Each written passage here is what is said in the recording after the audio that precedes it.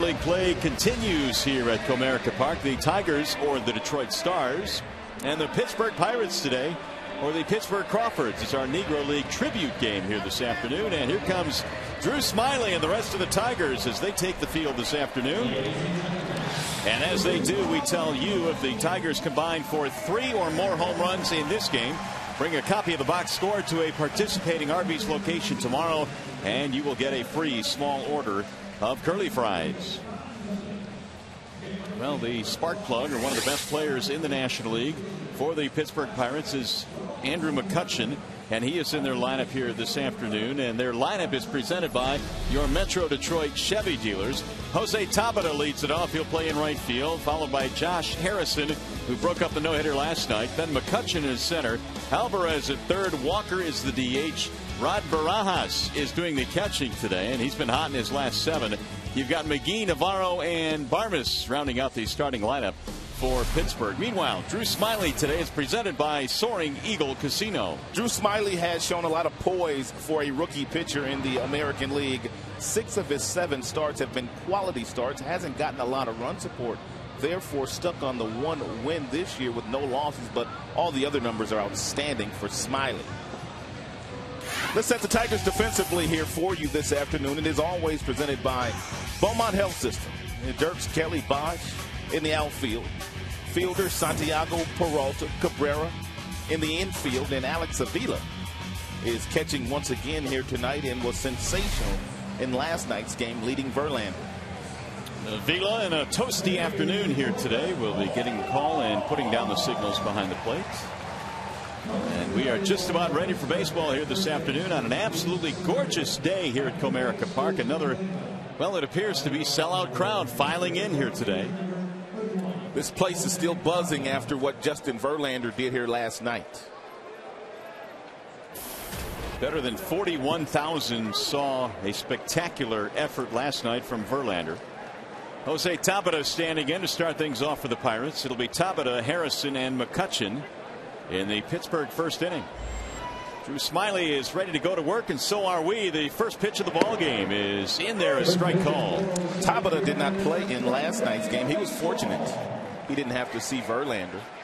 He was benched for 1 game by his manager, Clint Hurdle, for not running out a ball the day before. Here's the 0-1. Inside, 1 ball, 1 strike.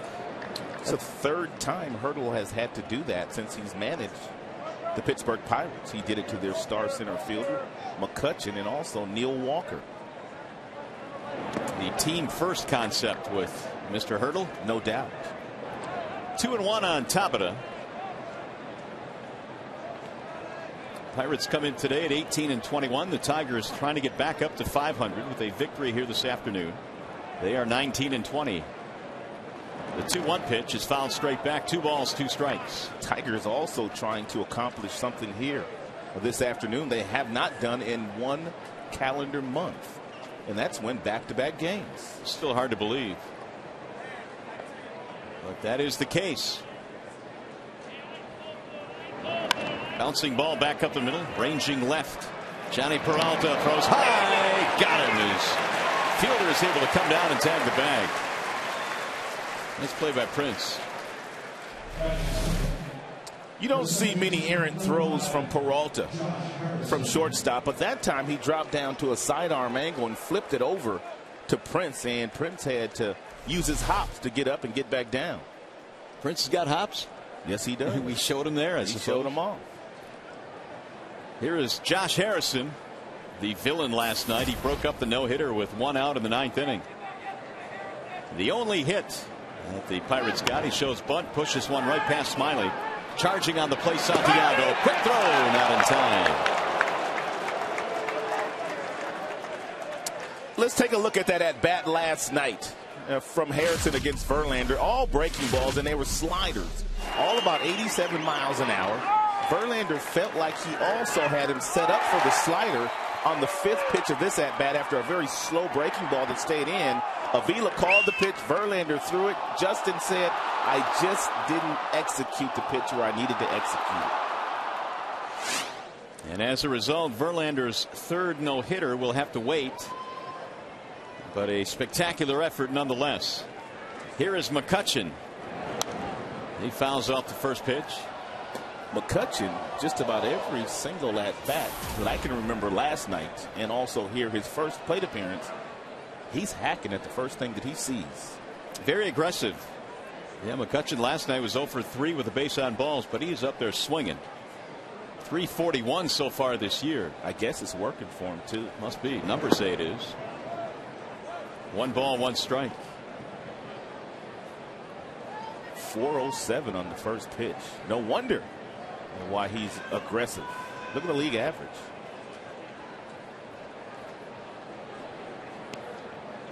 Harrison, the runner at first base. Smiley's 1-1. In there is Bill Miller, goes up with the right hand, 1-2.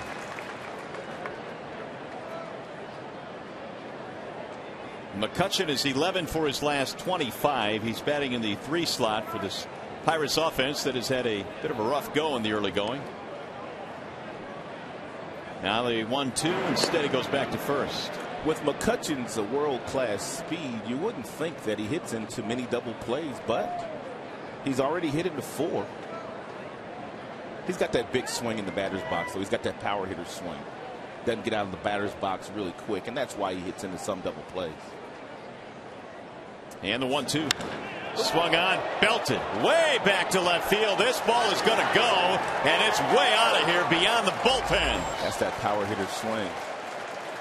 Well, you called it, and there it is. It's a 2-run shot for McCutchen, his 6th of the year, and Smiley, who was bitten by the home run ball in his last start, gets stung here today. With Drew Smiley, it's all about location. When your fastball gets up to 95, but you don't necessarily pitch there, and you work right around 92, 93, you have to make sure you locate your fastball in a better area. That one pretty much right down the heart of the plate, and McCutchen with those lightning quick hands drilled it.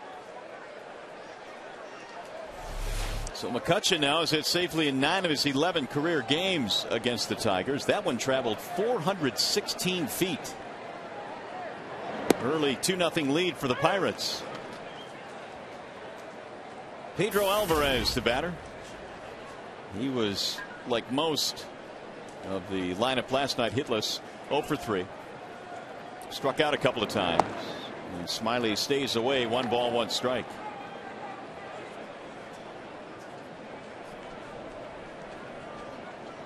Drew gave up 4 runs in 5 innings in his last start against the White Sox through 69 pitches. That one missed inside. 2-1. McCutchen's 6th home run, RBIs 17 and 18.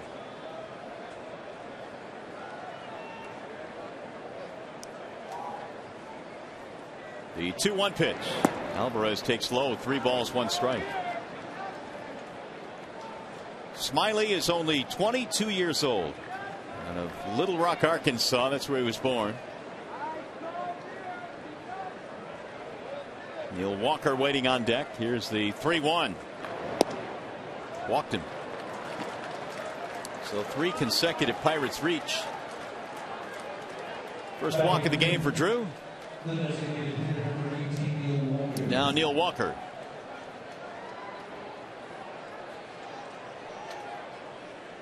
Walker last night 0 for 3 with a base on balls. Pirates last night had only 3 base runners.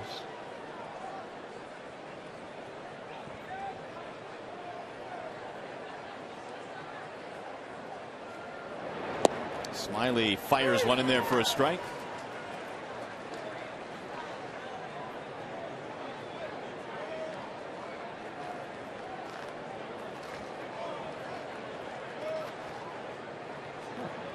Walker batting with 1 on, 1 out. We're in the first, 2 runs in, and he takes high and away, 1-1.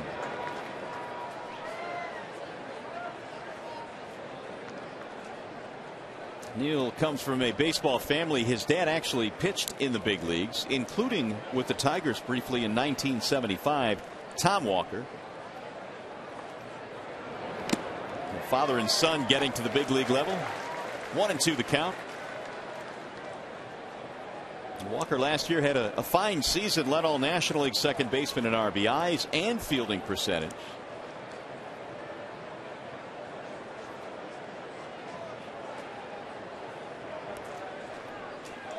Now the 1-2. Swing and a miss. He struck him out. The first strikeout of the day for Drew Smyly.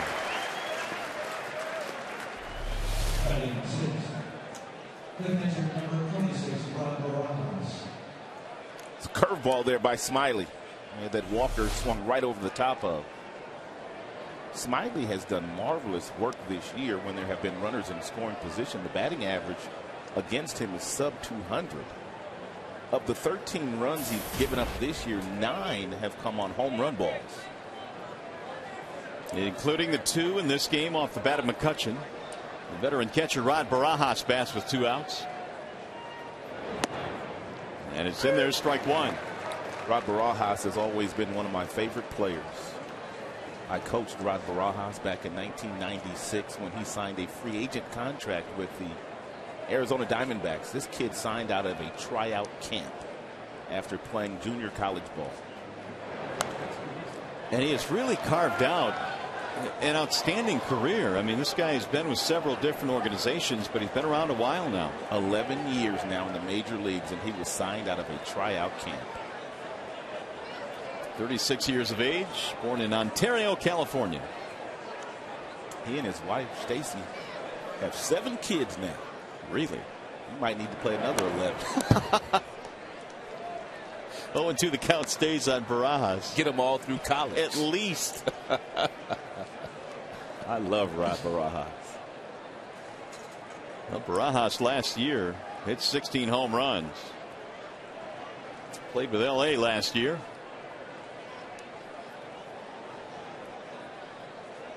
Down to the count 0-2. And Smyly strikes him out, ending the first inning. So Drew rebounds nicely after the 2-run shot by McCutchen.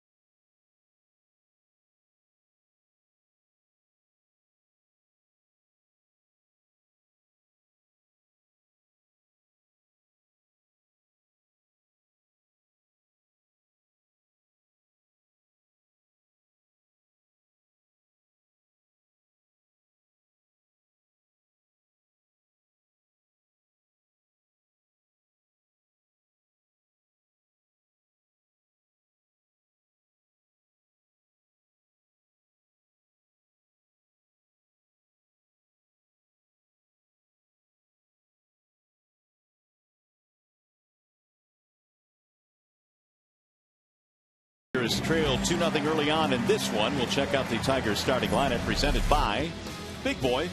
Kelly, Dirks, Cabrera, your top 3. Austin Jackson still out of the lineup. Prince Fielder is at first base. Delman Young, the designated hitter, he heated up last night. Avila, then Bosch. Johnny Peralta also 3 for 4 last night, raising his average quite a bit. And Ramon Santiago playing second base today for the Tigers. A.J. Burnett is presented by Bill Fox Chevrolet of Rochester. 31 2/3 innings pitched so far this year for Burnett, and he has 31 strikeouts.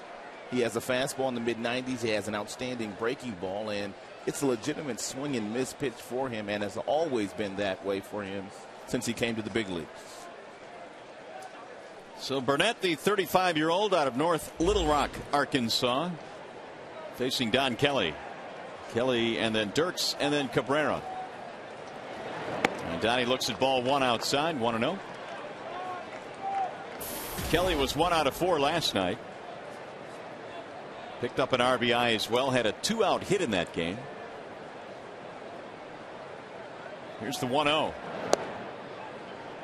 1 ball, 1 strike. Fastball from A.J. Burnett at 93.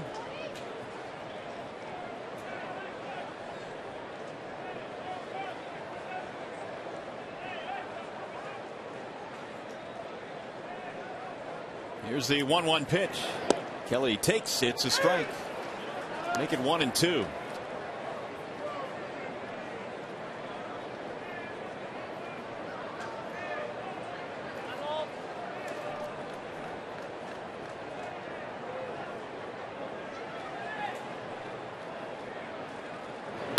Bouncing ball to second base. Harrison is there, and Kelly is out, 1 gone. Tim Hortons is the sponsor of the Pittsburgh Pirates defensive alignment this afternoon. They got some speed in the outfield with McCutchen in center, Tabata in right, Alvarez, Barmes, Harrison, McGee in the infield, and Rod Barajas behind the plate today. 1 up, 1 away. That'll bring up Andy Dirks. Andy again had a base hit in last night's game. Finished 1 for 5, but he has hit safely now in his last 4. .360 batting average for the season.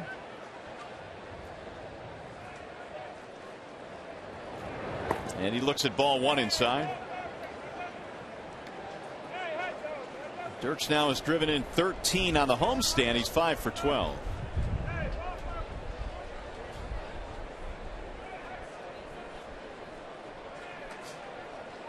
Here's the 1-0 pitch. Grounded foul. 1 ball, 1 strike. I guess things just didn't work out for Burnett in New York, but he's really not the first pitcher to play in that venue and not really have success. Finally, they traded him to the Pittsburgh Pirates. Well, in the 3 years he was there, after signing that big deal following 08, Dirks fouls it off. He was 34 and 35, so he was 1 under 500. Certainly not what the Yankees were hoping for when they signed him away from Toronto. No, it's not. They brought Larry Rothschild in as a pitching coach 2 seasons ago, and one of his priorities was to get A.J. Burnett straightened out. Larry wasn't able to do so. Here's the 1-2. Ground ball hit to the right side on the backhand. McGee at first base hits the pitcher covering. Burnett covers. And there are 2 gone. Well, the Bernstein Advantage brings you the scouting report on A.J. Burnett. Get the Bernstein Advantage. We go to bat for you. And here are his records with the different teams he has played with since being drafted by the Mets in '95. Only 500 with the Toronto Blue Jays, and that's when he was able to parlay that record into a very nice deal from the New York Yankees.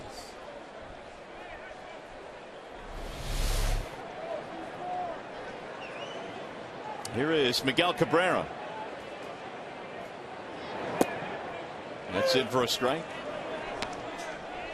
For Cabrera, 1 for 4 last night.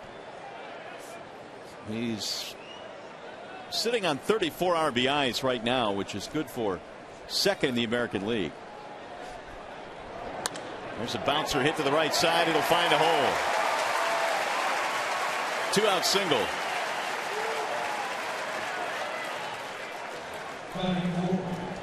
The first baseman,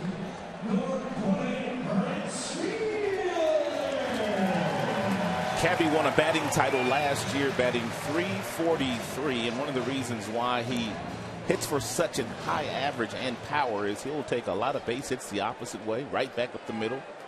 Now, those 13 to left field, those are usually breaking balls that he pulls off right-handed pitchers, but not a pull hitter by any stretch of the imagination. So here's Prince Fielder, batting .299 this year.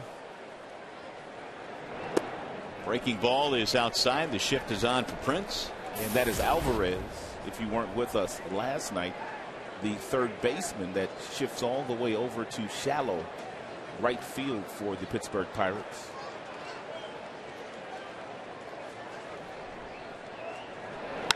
And he drives this one the other way toward left field, but it's going to be caught on the run by Navarro, and that is that. Tigers get a run, but strand one.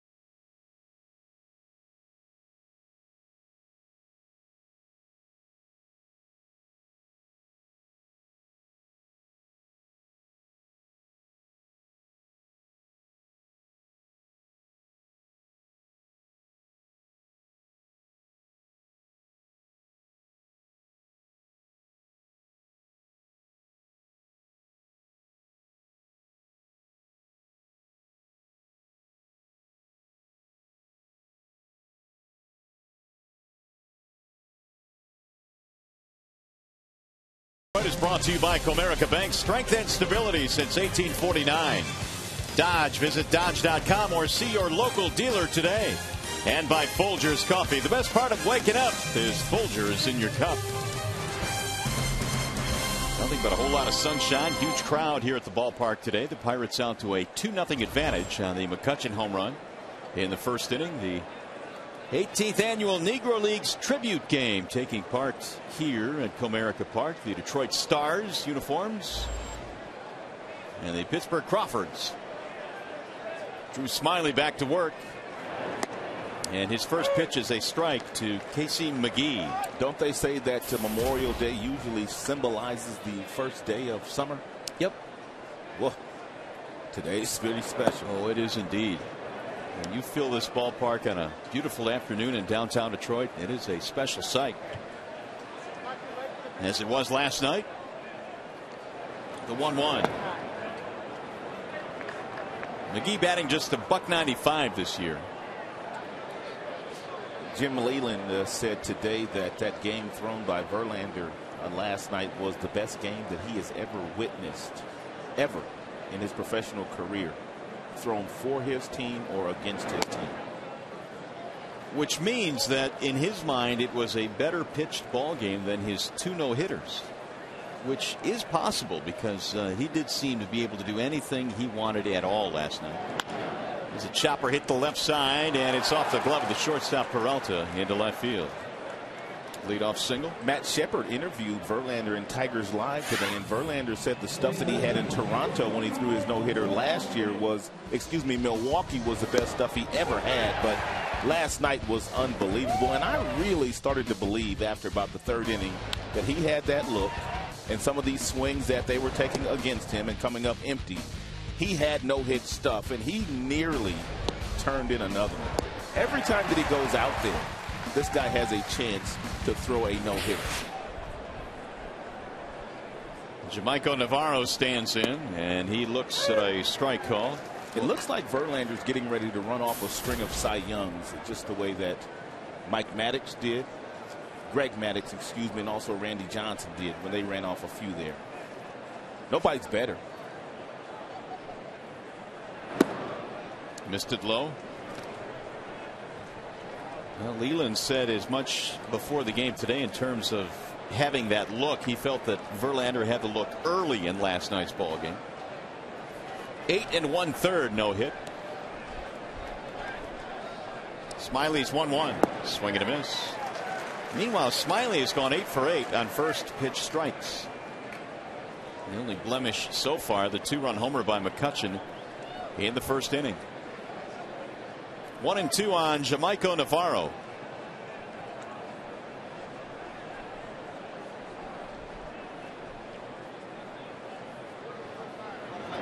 And Smiley carves him up. See you later.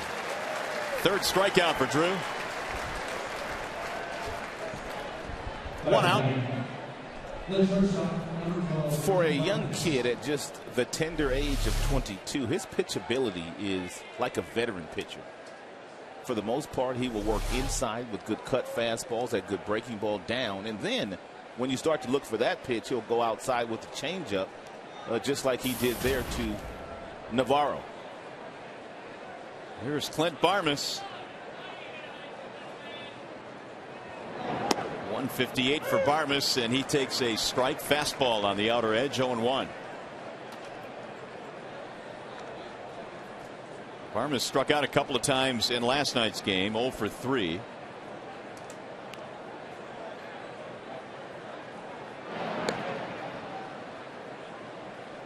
Smiley ran that streak of 3 straight starts in which he struck out 7 batters. He struck out only 4 in 5 innings against Chicago, but he's racked up quite a few strikeouts so far this year.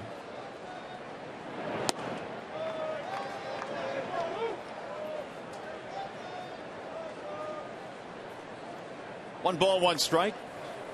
And if you run his averages out over 9 innings, he strikes out about 9 per 9 innings, which is awfully impressive. 1-1. Fouled off. 1-2 on Clint Barmas. I don't know. You've seen a lot of big league games. You've called a no-hitter before or two. How special was that atmosphere here last night for you? And where would you rank it among some of the other games you've been fortunate enough to call? Well, certainly right up there, if not at the top. There's a pop-up. Behind the plate, Avila discarding the helmet and the mask, and Vargas is out. I think back to the no-hitter he had against Milwaukee in 07. And I think back to the no-hitter he had against Toronto last year, but obviously that was on the road. But last night was just, there was something different about last night. It was one of the funnest nights I've ever had at the ballpark, and I think the crowd played a huge role in that. You know, getting on their feet from the 7th inning on, and of course Verlander's mastery. I know JV said he was better in 07 or had better stuff on that night, but it's kind of hard for me to believe. I mean, he would obviously know better than we would, but last night was just, I guess you can use the word toying with them. It just seemed like he was playing around. Fun to watch. Tabata the batter, and he looks at a strike. 1-1 on Jose Tabata. Next start for Verlander will be in that noon game on Wednesday at Progressive Field. Make it Thursday at Progressive Field against the Indians. We don't have many noon starts. Only in Cleveland, I think. It's seems to be the only team that does the noon starts. 3-game series to close out the first series of the next road trip.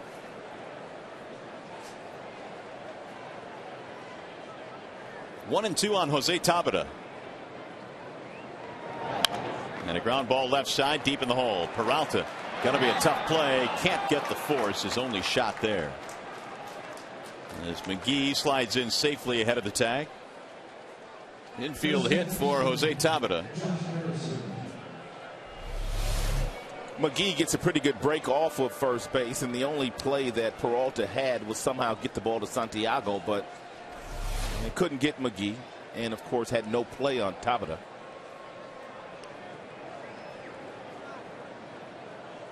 That'll bring up Josh Harrison. Infield single his first time up, and that set up McCutchen's 2-run homer. 0-1 on Harrison. This is where Smiley has done his best work. The batting average against him just 158 with runners in scoring position.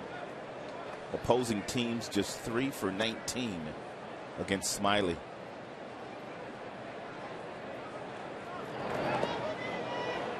Avila able to stop it.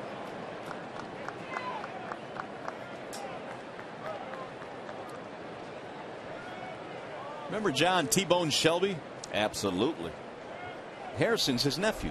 I did not know that. Yeah, I was reading that before the start of the series yesterday. Harrison, of course, had the hit to break up the no-hitter last night and a hit here in the first inning today. T-Bone, he's a great dude. The 1-1 is fouled straight back. I never met him, but I've heard good things about him. He's a good big league player. And a really good big league coach for a number of years for a number of different teams.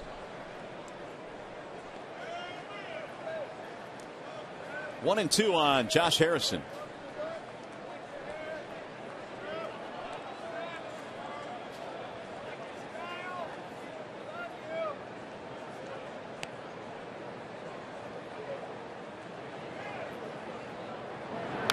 Fouled straight back.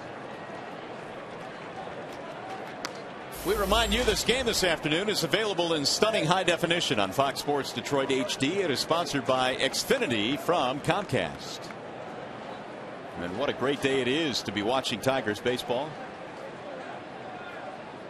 Finally starting to really heat up weather-wise. Once the temperatures get into the 80s, you know summer's right here. Smiley missing inside. 2 balls, 2 strikes.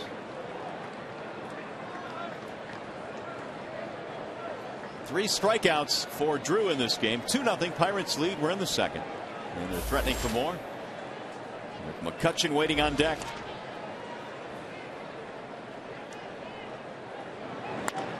Rolled toward third, foul.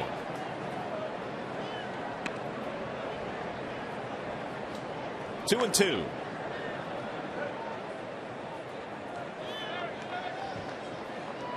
Smiley came into this one second among American League rookie pitchers with a 2.31 ERA. In fact, his ERA was 1.59 before that start against Chicago, in which he gave up the 4 runs and the 2 homers.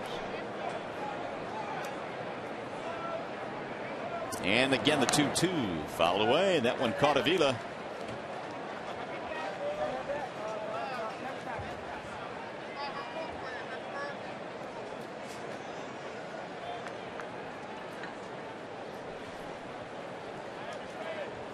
This one, they've got him on the bicep. The right one.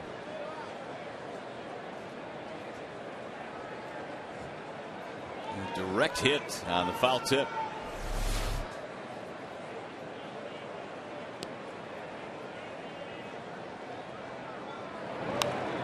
Fouled away again. I was talking to Avila the other day about wearing that little flap off of his chest protector that many catchers will wear to protect their shoulders. That obviously would not have helped the bicep there, but he does not like that flap at all. He says it just doesn't feel right when he throws. And so comfort much more important for Alex. Yeah, you'll see some catchers that sport it and then some that don't like it.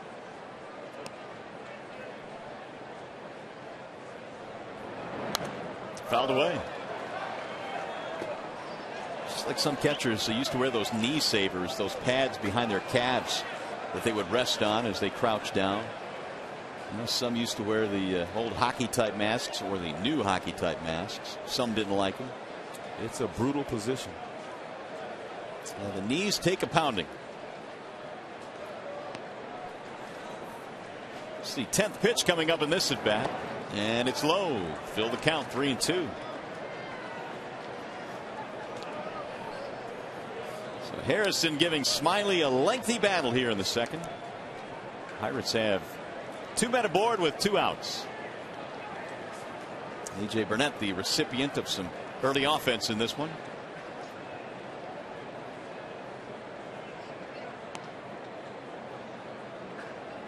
Three-two pitch. Runners going, and it's ball 4, and that will load the bases. That is the last thing that Smiley wanted to do, is to face this guy with the bases loaded. Jeff Jones coming out.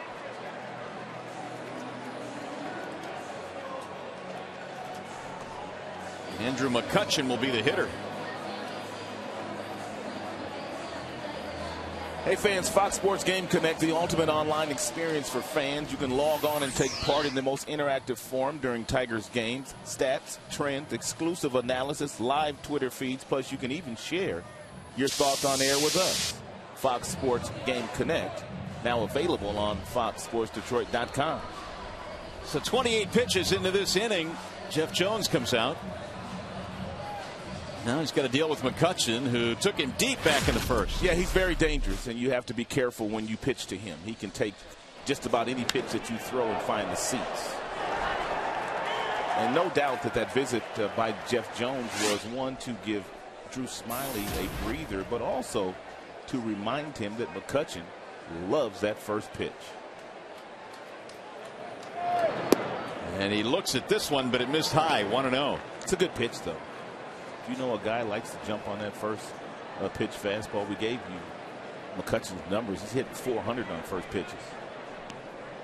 Throw him a breaking ball.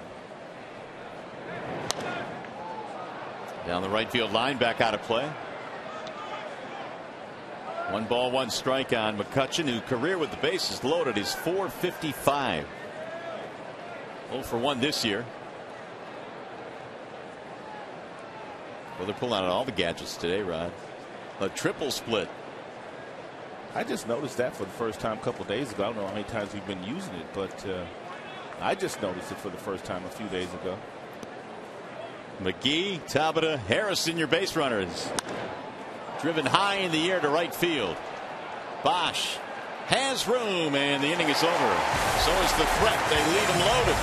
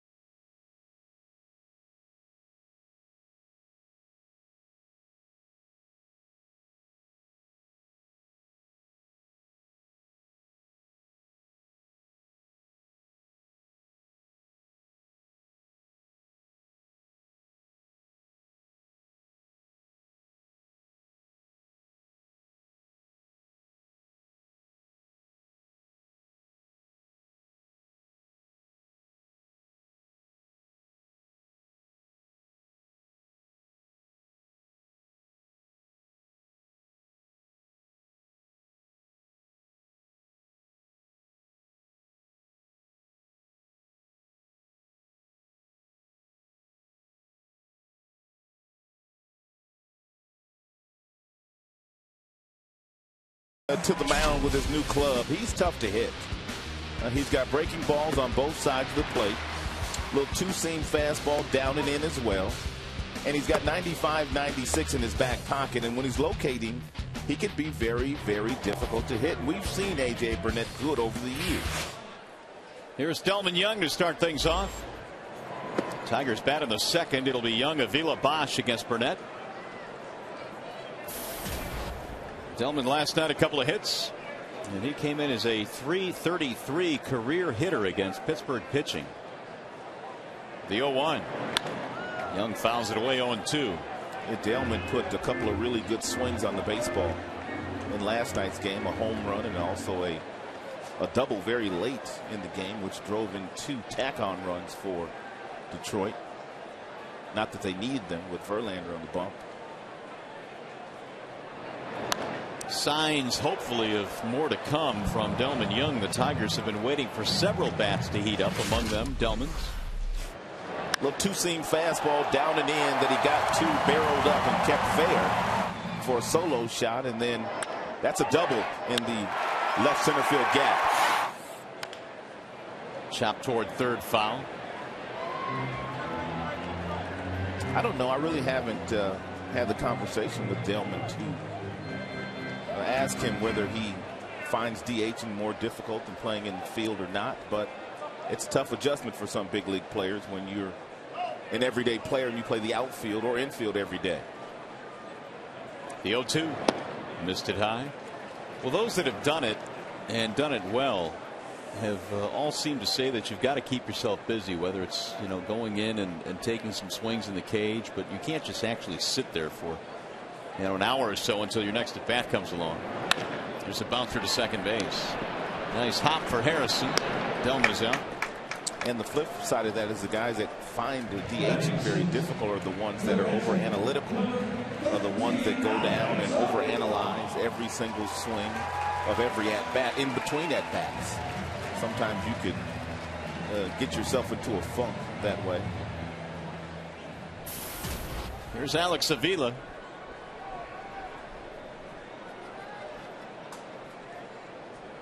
That's why a guy like Billy Butler really impresses you, because at the early age or the young stages of his career, he's been able to do it pretty well. He can rake. Avila looks at strike one. Looks like quite a few of the players today on both sides have got the high socks, pants above the knees, Negro style. Negro League style, I should say. The only guy that doesn't for the Tigers is Prince Fielder, and Delmon didn't. So Delmon and Prince. I know Granderson always wore his pants that way, still does for the Yankees, and he said one of the reasons why he did that is just to kind of honor the Negro League players on a daily basis. As we honor them today with the Negro League tribute game, both Pittsburgh and the Tigers wearing the old-time Negro League uniforms.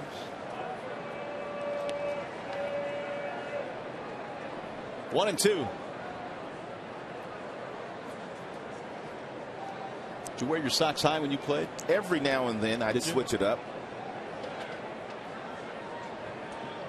I didn't have fancy shoes like that, though. Those are pretty nice. Here's the 1-2. Outside, 2 balls, 2 strikes. You have to know you're good to put on some shoes like that. Well, McCutchen's good. Looked like he had those special ordered. This is the big leagues. It is indeed. What do you need? I'll get it for you. Ooh, nice play by Burnett. And Avila's out. Avila starting to perk up. Not getting a whole lot of hits to show for it, but the last 3 games, he's been hitting the ball sharply. That one right back at A.J. A.J. picks it. Harrison, the second baseman, may have made that play too, but the fact of the matter is he's starting to hit the ball a little bit firmer.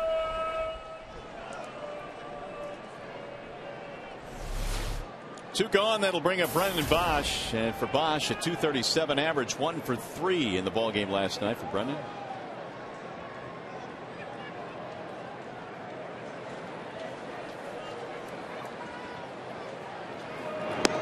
And he looks at strike one. You know, when you look at Burnett's numbers, how good would they had he not had 12 earned runs in one start at St. Louis in the beginning of this month? He went 2 2/3 and was charged with 12 earned runs. His ERA otherwise would be sparkling. There's a base hit. That's an 11-game hitting streak for Brennan Bosch now, isn't it? 12. Well, every now and then when you're trying to get your pitch count up and you've been injured to start the season, the manager just has to leave you out there so you can try to figure out some things, and that was the case against the St. Louis Cardinals, and they beat up on Burnett pretty bad. 2 2/3 in that game. 12 hits, 12 runs.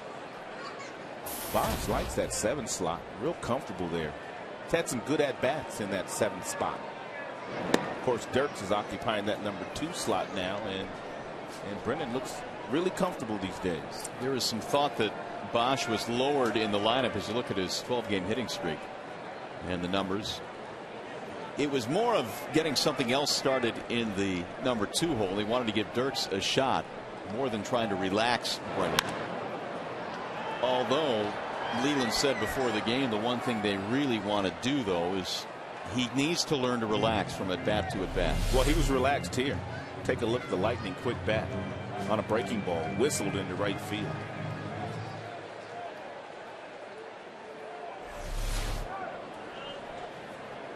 One ball, one strike. The one thing that a lot of people really don't understand, and I guess they do understand, but it's really not an excuse. Dirks and Jackson and Bosch, they're still relatively young. No doubt. Runner goes in the air toward right field. Tabata coming hard toward the line. Foul ground. Can't get it. Almost made a whale of a running play.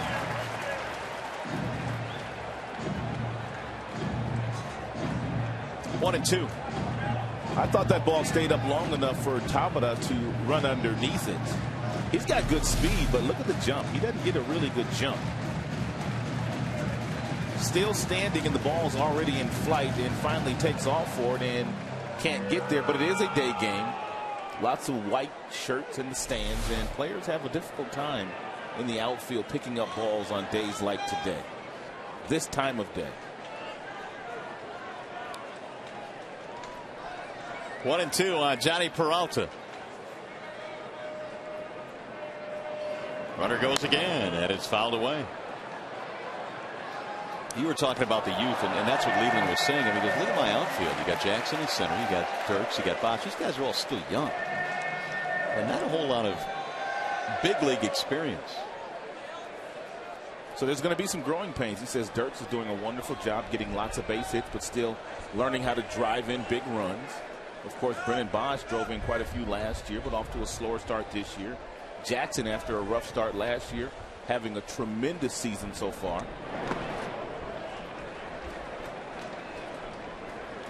Two balls, two strikes. Johnny Peralta.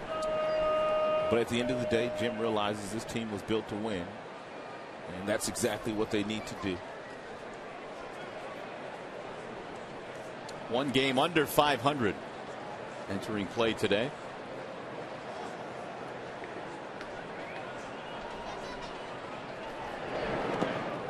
That'll get away momentarily from Barajas. Now it's 3 and 2, and with 2 outs, that means Bosch will be on the move again here. Whenever A.J. Burnett shows up, I look at the stat sheet to see how many wild pitches he's already thrown. He has not thrown one this year, but he threw 25 of those bad boys last year, which led Major League Baseball. He's one of those guys that's tough to catch.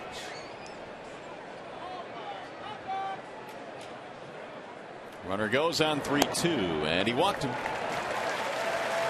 So the Tigers have something brewing here with 2 outs. Burnett has his first base on balls. And that's going to bring up Santiago.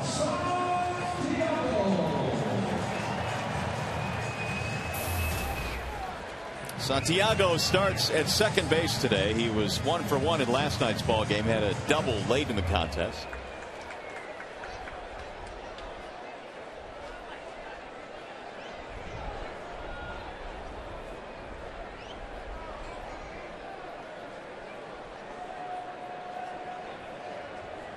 Tying runs out for the Tigers. 2-0 Pittsburgh here in the second inning. Missed it outside. 1-0. We're talking about Burnett giving up those 12 runs in one game. If you take away that game, and obviously you can't, but if you did, his ERA would be 1.86.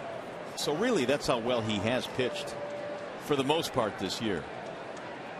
But one bad start can really balloon that ERA. The 1-0. 2-0 on Santiago. Well, he should find life a little easier anyway, pitching in the NL Central this year. It's not like he's pitching in the American League East, where he has resided the last number of years. And not only that, as Siraj comes out to have a chat with him, the fact that he's not pitching in New York, and at least in terms of media coverage, Pittsburgh is nowhere near New York. And the sheer volume of guys in the locker room and the pressure and the microscope. I don't know. I mean, maybe that means something. Maybe it doesn't. But for some guys, it certainly does.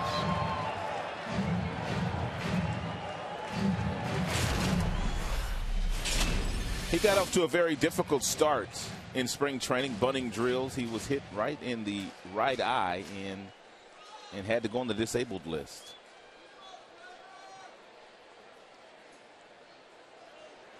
And that certainly put him behind the 8 ball for the start of the year.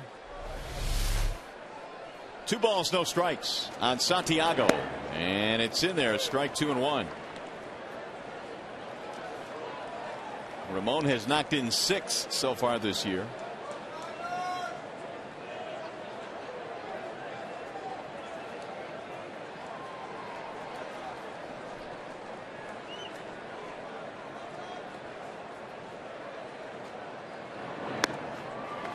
Going to 3 and 1 now on the number 9 hitter with Kelly waiting on deck. 2 big timers right there. 2 bona fide superstars. Maybe a couple of guys headed to the Hall of Fame. They have that kind of ability.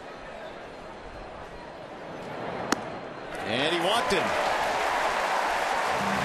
So after 2 are out, a single, a walk, they are loaded now for Don Kelly. If Don Kelly gets a fastball right down the middle on the first pitch, he should be swinging at it. Try to drive those 2 runs in. And you know Burnett is going to be trying to throw you a strike. And it should be a hittable pitch, regardless of the 2 previous guys walking.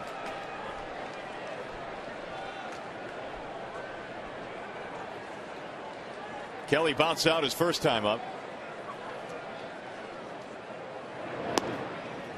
And it is a fastball at 94, and he takes it for strike 1.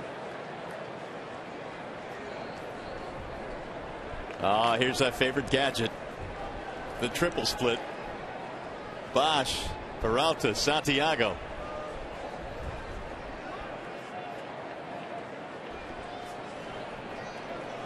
Now the 0-1. It's outside. 1 ball, 1 strike. So what looked like a breeze of an inning for Burnett has turned into a lengthy inning now. And Kelly, with the bases loaded career, is at .412.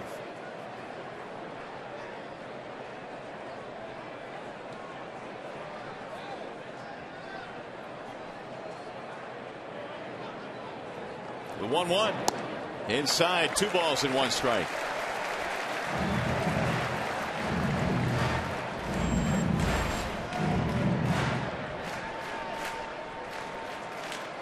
Pitch first inning. 28 here in the second. And still going.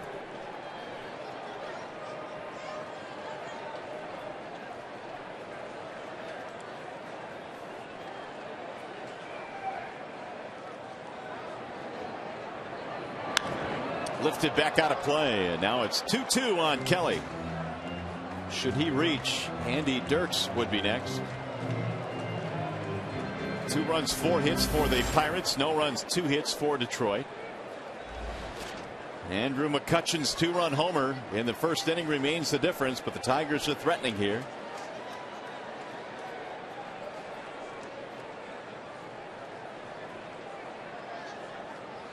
And the 2-2 inside 3-2 and no place to put him. As well, the Tigers will start the runners here with 2 outs. And the big crowd's starting to make some noise.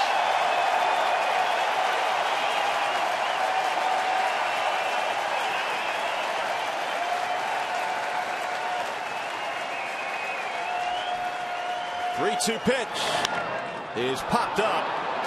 Third base side. Alvarez has room as he leans over the railing, and the Tigers will leave him loaded. No runs, a hit, and a couple of walks. Kelly pops up to Alvarez. You're watching Tigers baseball today, presented by Bell Tire.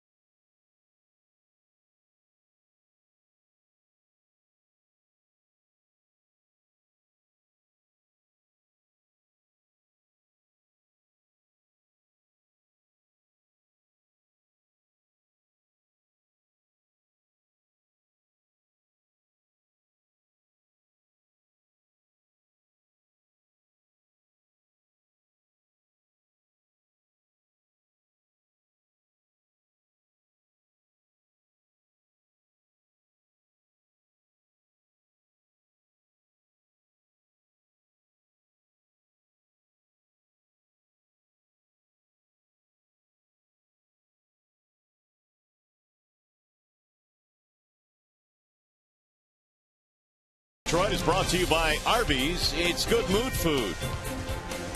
And by AT&T, the nation's largest 4G network. AT&T, rethink possible. Well, that young man has his Austin Jackson bobblehead. A happy camper today. The ballpark is filled up with kids. Tigers trail 2-0 as we go to the top of the third, and the Pirates coming to the plate. And they will have Alvarez, Walker, and Barajas facing the lefty Drew Smyly. Pop that one up a mile high right side, drifting to foul ground. Can anybody get there? It's back into the seats. Smyly and Burnett combined for 62 pitches in a long second inning. Neither team scored a run. And in fact, both sides left them loaded. Alvarez had a base on balls back in the first. The 1-1.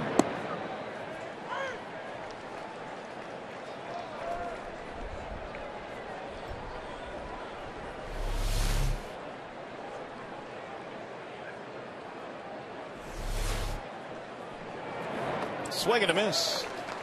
Avila will throw down, completing the strikeout. While we have a chance, to the studio we go for a game break. Here's Mickey York.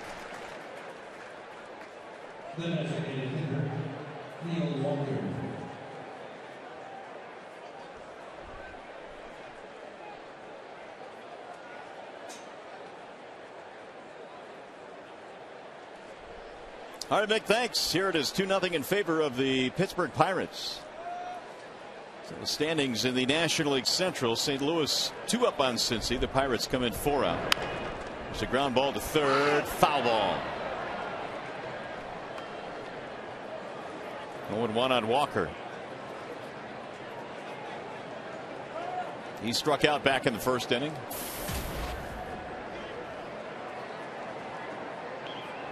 Walker at 252 with 13 RBIs.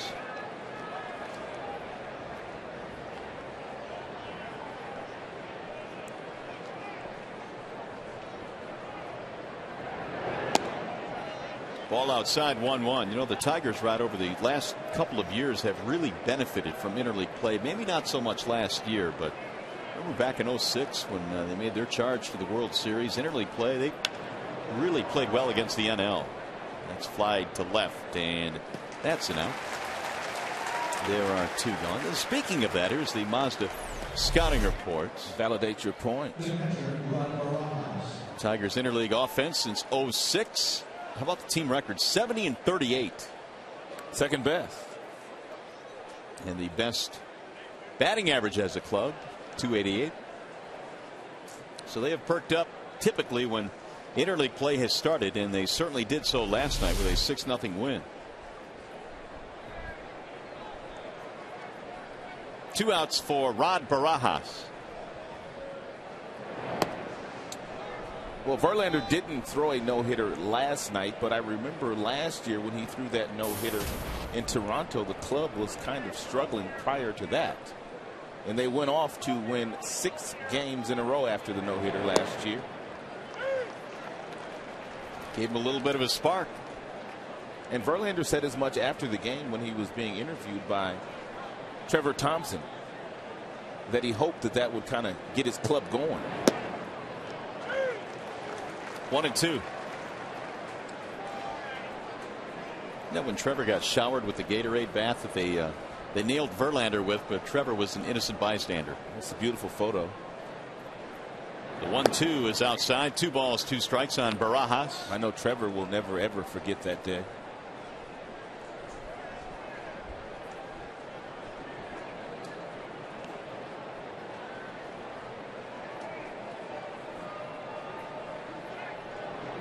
Swing and a miss, and Smiley straightens the ship. He has 5 strikeouts, so 1-2-3 third.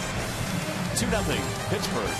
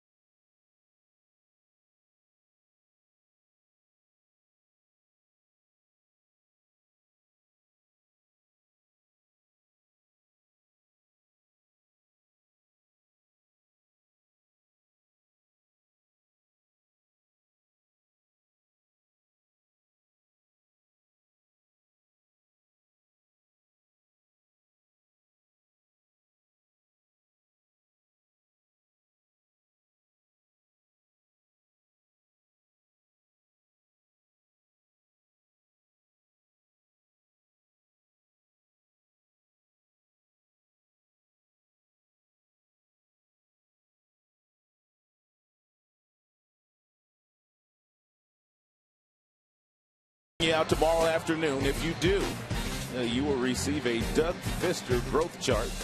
Call 866-66-TIGER or log on to tigers.com. What if your child is taller than 6'8"? You're out of luck. Gorgeous day here at the ballpark. It's 2-0 in favor of the Pirates as we head to the bottom of the third. Burnett back to the hill facing Dirks Cabrera, fielder. Andy is 0 for 1, a bounce out back in the first inning. And Burnett misses low. Burnett threw a lot of pitches in that second inning, and after getting a couple of quick outs, single walk, loaded him up, but the Tigers unable to punch through. Now the 1-0. And that is in for strike one. 1-1 on Dirks. Andy's on base percentage overall this year is .414.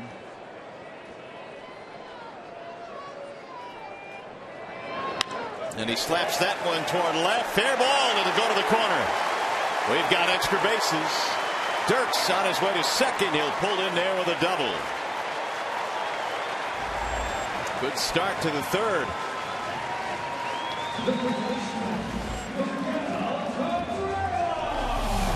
Dirks just staying hot and got a 92-mile-per-hour tailing fastball away from him, and we've seen that swing on a nightly basis. Just really consistent.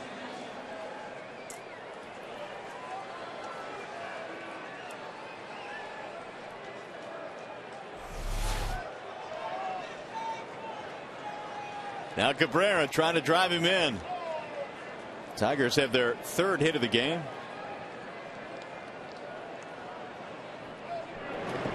Ball one to Miggy as it sails outside and bounces in. Single back of the first inning for Cabrera.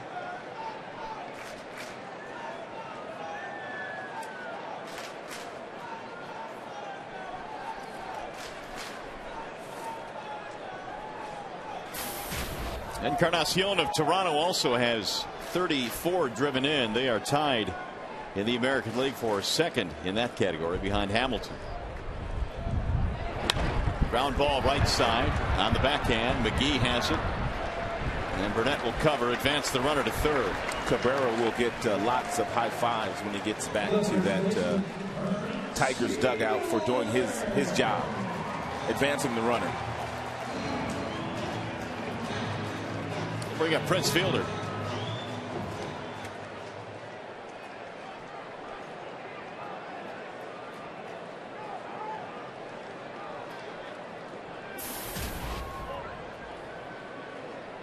Fielder with a flyout back in the first inning, 0 for 1. Infield is relaxed. Anything in the infield on the ground scores. Andy Dirks. And they're straight up without the shift with the runner at third base. Tigers came into this game with the fourth best batting average in the American League. So much has been made about the fact that they've had trouble scoring runs at times this year. They are still fourth best, at least in average. That is tapped down the first base line. It's going to roll foul. And it looked like Barajas didn't think it was a fair ball.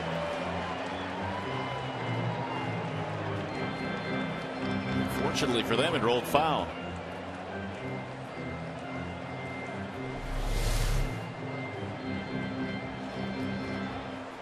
And really nothing Andy Dirks could do on third base. And you can't venture down the line when a ball is not hit that far. Ball almost hit Prince on the left foot.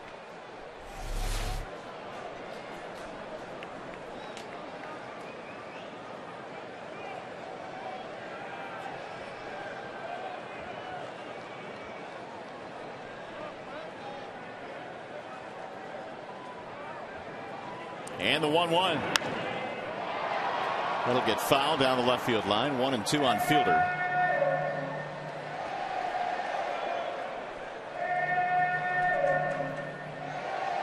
%70 of the pitches that Burnett has thrown today have been fastballs.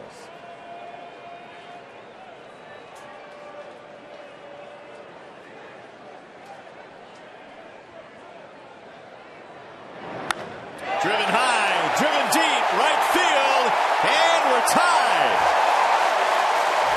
A line drive home run for Prince Fielder. And that thing got out lickety split. Frozen rope.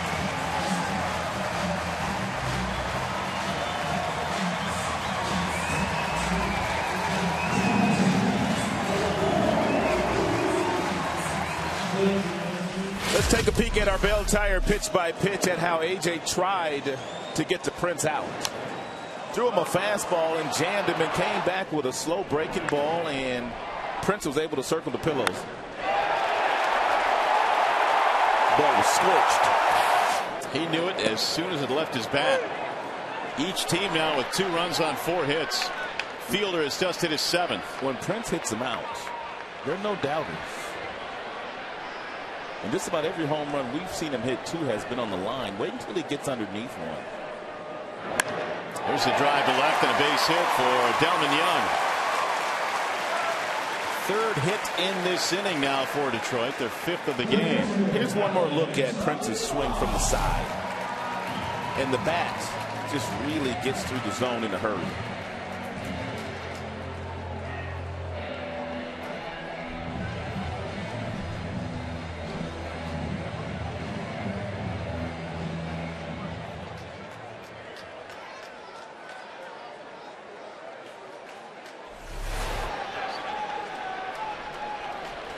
Two-2 game on the Fielder long ball. He's picked up RBIs 23 and 24 as well.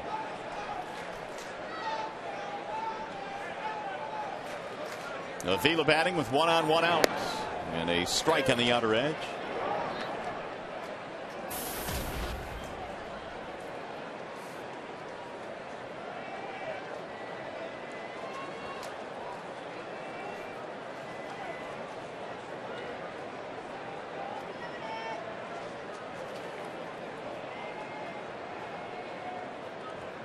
Runner goes. Bouncing ball right back up the middle. It's going to be cut off by the shortstop, who flips it over. Barmes with a backhanded flip for the out. Advance the runner to second with 2 outs. And a chance for Bosch.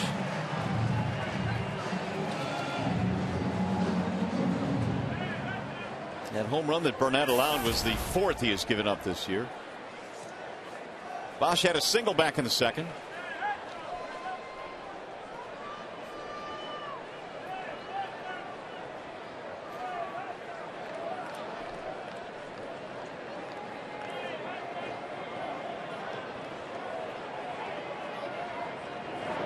Breaking ball is at the knee, strike 1. A 12-game hitting streak for Bosch as he continues to add to his career high.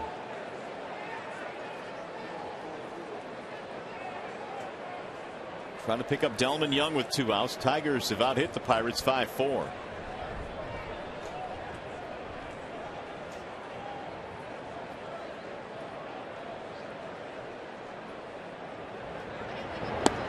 Ball high, 1 ball, 1 strike.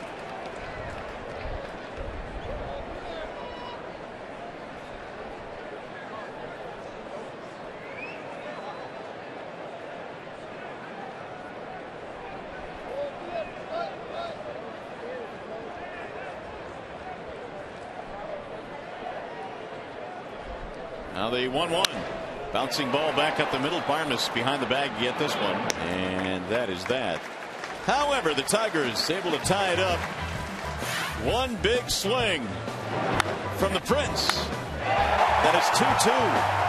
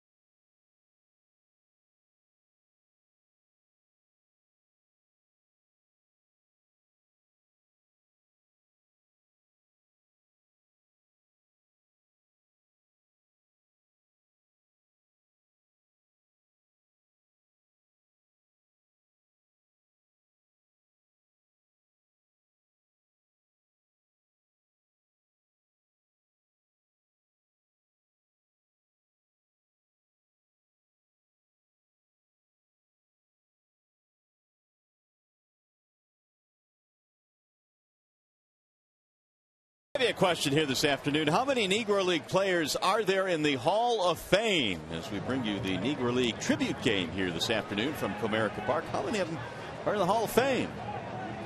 Answer coming up in a little bit. A lot of great Negro League shirts and hats, souvenirs here at the ballpark this weekend. There's a strike called on Casey McGee. McGee, Navarro, and Parmas as we go to the fourth. Tigers have tied it up. 2-run homer by Prince. That's hit toward the left side on a soft line right into the glove of Miguel Cabrera. The Pittsburgh Pirates are accustomed to watching Prince Fielder do damage against them. Of course, he used to play for the Milwaukee Brewers, and they're in that same division, so they got a good look at Prince 18, 19 times a year.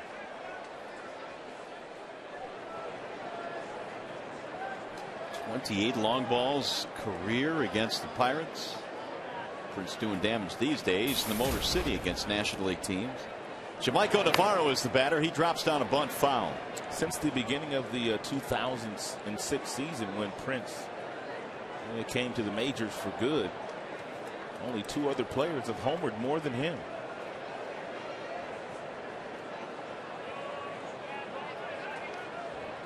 Fielder's home run here today gives him 7 for the brand new season, 1 short of Cabrera, who leads the team with 8.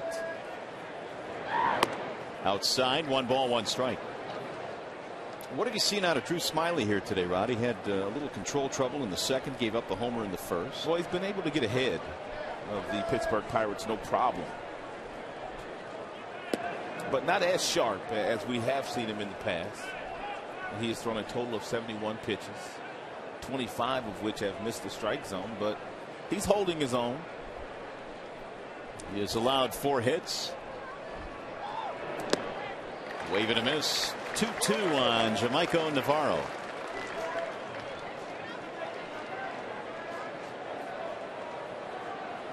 Navarro splitting time with Boston and Kansas City. Last year he was traded from the Red Sox to KC in that Mike Aviles deal.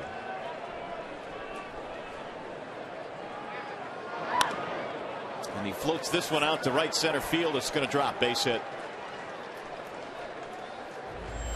And Smiley had retired 5 straight, but a single by Navarro. In each side now with 5 hits.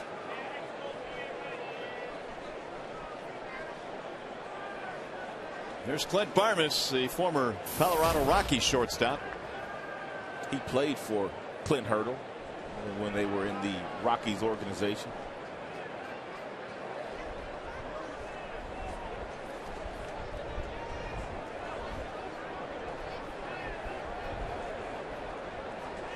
This is a Pirates franchise that is just dying to have a winning season. Their fan base hasn't seen one in 19 years. They've been under 500, which really is remarkable. That's a shame too, because they have a beautiful venue in Pittsburgh now. Yeah, and it's certainly, I think, in my mind, is top 5 in the entire major leagues. I mean, it's that beautiful. What is it, right on the Allegheny River? Yeah.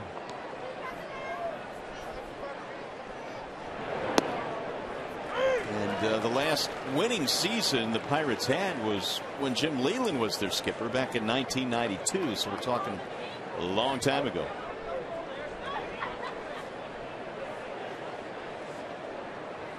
Oh, and 1 on Clint Parmas.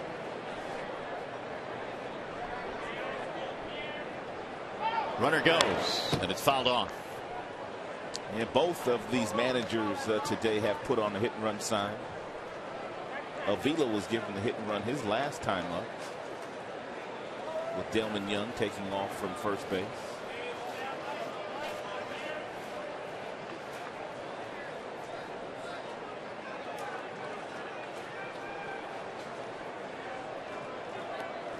Navarro at first with 1 out.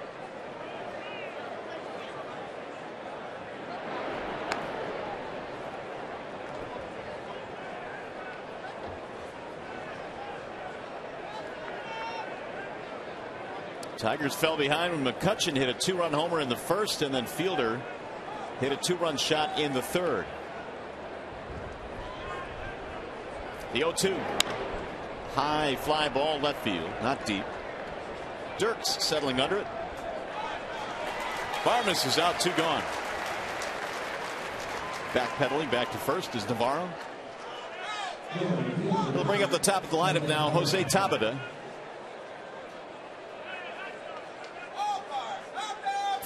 We had an infield hit back in the second, 1 for 2.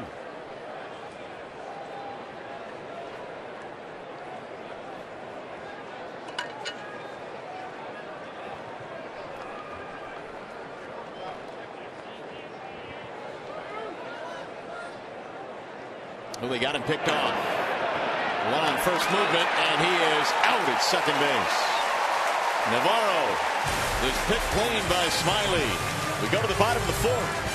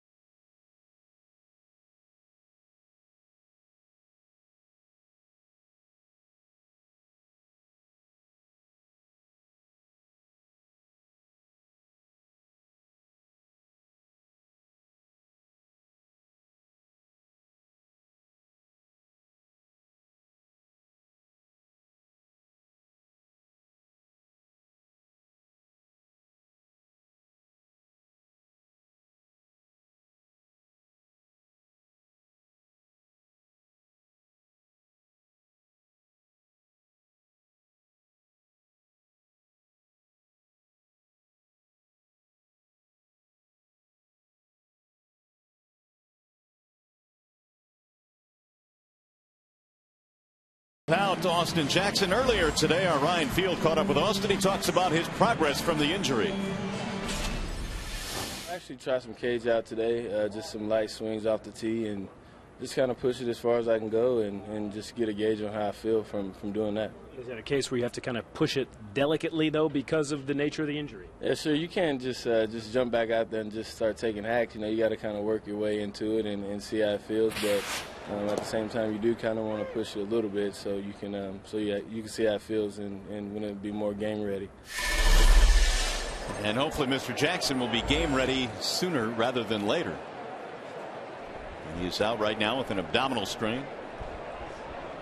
Peralta leading it off, and he lines one right at the second baseman, Harrison.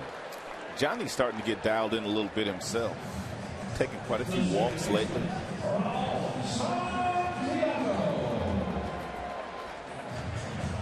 Well, there you go. He's walked at least once in 5 of his last 7 games, a total of 8 in that span. And when you start to see the ball the way that he is started to see some pitches, you're bound to start to have some really good at bats, and Johnny has done that.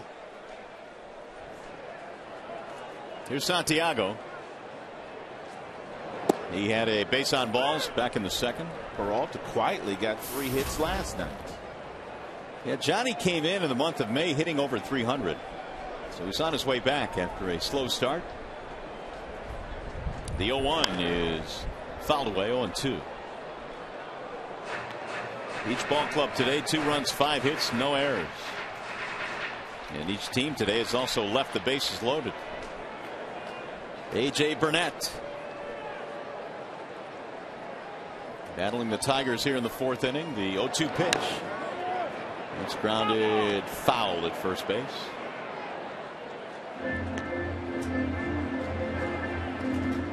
Burnett pitched 7 seasons with the Marlins. Of course, he was there when Dave Dombrowski was the president and GM of the Marlins.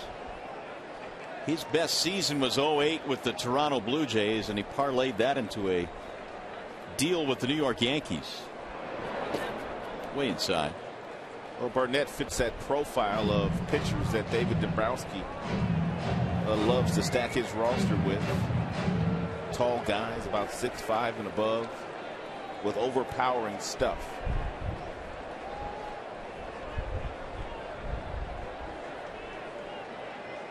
Led the league in strikeouts his final season in Toronto with 231. He won 18 games. Made him awfully attractive on the free agent market. The 1-2. Chopper back up the middle. Harrison will backhand. Burnett signed a 5-year contract to go to the Toronto Blue Jays, but he had an opt-out clause after the 3rd year. That's the only reason that they were able to sign him. I'm talking about the Blue Jays. And unfortunately for Toronto, that he went out and had that great year in the opt-out season, and he did that. And he parlayed that into a 4-year deal from the New York Yankees. Here's Don Kelly with 2 outs. Well, as we talked about earlier, I mean, he can be really, really good when he is on. And Jim Leland has said as much and did so before the game today. Earlier in his career, overpowering fastball with a breaking ball. But consistency has not been a hallmark of Burnett at the big league level. The 1-0 pitch. Kelly looks at a ball, 2-0.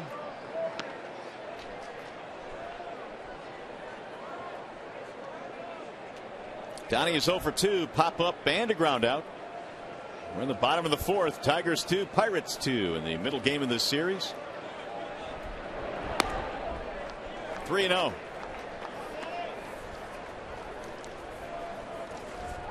And should Kelly reach, you've got Dirks waiting on deck.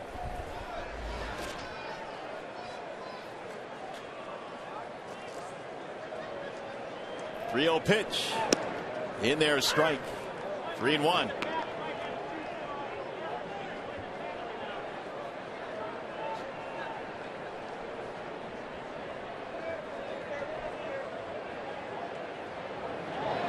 There's the walk. 2 out, base on balls. That'll be the 3rd walk of the game now for Burnett. Well, you can vote for your Tigers McDonald's Player of the Game, presented by the Angus 3rd Pounder Deluxe, using your cell phone. Text Tigers followed by a space, then the player's uniform number to 37338, or vote online at foxsportsdetroit.com. Andy Dirks is a candidate for that award here today. Double, scored a run. Verlander, of course, won that award last night, but I cannot believe it was not unanimous. 98% of the vote. Who got the other 2? I'm still trying to figure that out. That's unbelievable. I guess maybe Delman had a big night with the bat, but or maybe the other 2% felt that, well, you know what, Verlander does this every night. One hitter is no big deal for him. There's a strike call on Dirks. He definitely sets the bar very high.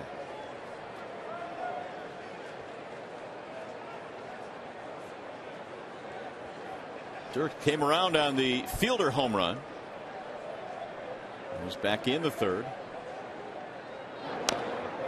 Chopped foul. 0-2 on Andy.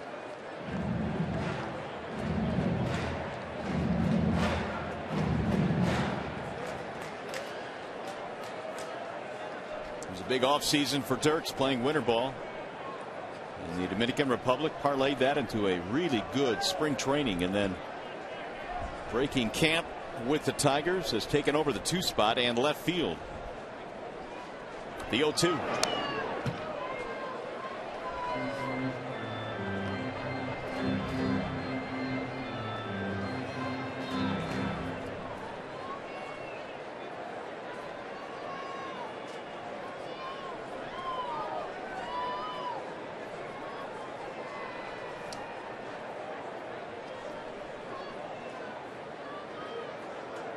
Runner goes, and no throw from Barajas. Easy stolen base for Don Kelly. Kelly got a really good jump, and Barajas realized that. And a lot of times catchers, when they realize the base runner has gotten a really great jump, they try to exchange the ball to the throwing hand rather quickly, and they don't come up with it cleanly. First stolen base of the year for Kelly. Missed inside. 2-2 on Dirks. Looks like the shadows may come into play a little bit this afternoon as well with the 4 o'clock start. 76 pitches for Burnett.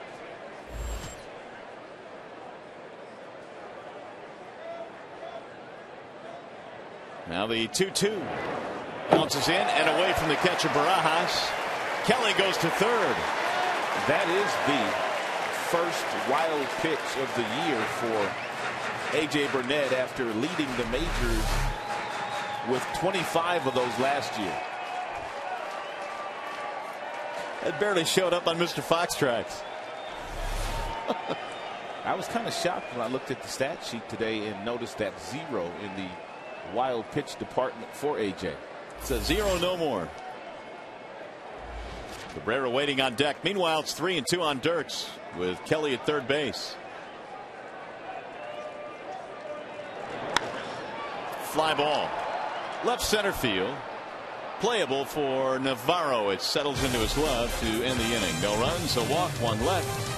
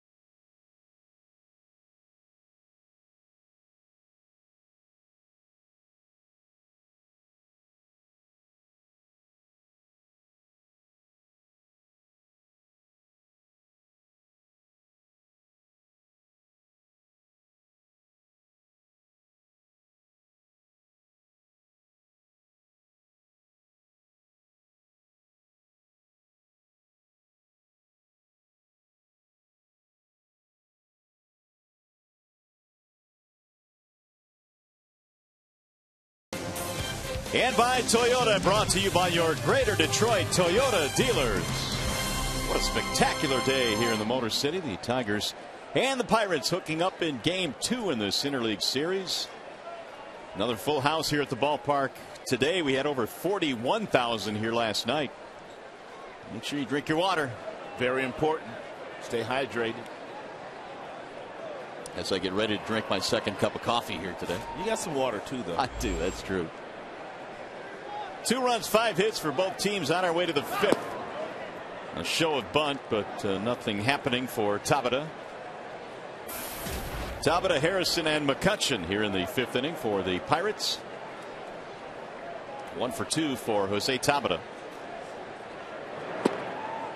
He was at the plate back in the 4th inning when Navarro was picked off. Closing out that frame. 2-0. That's in there, a strike call from Drew Smiley. 2 balls, 1 strike. 2-run shot that he gave up to McCutchen in the 1st, but that's been it. Smiley had a 1-2-3 third. Checked it, then a strike call. 2-2.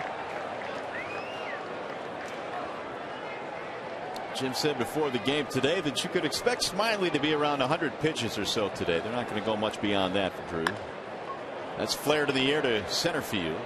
And Kelly runs it down. 1 gone. Hey, don't forget to join us again tomorrow for more interleague baseball when the Tigers wrap up this series with the Pirates. Coverage begins at 12:30 with Tigers Live on Fox Sports Detroit. That's Tigers baseball. tomorrow at 1 right here on Fox Sports Detroit.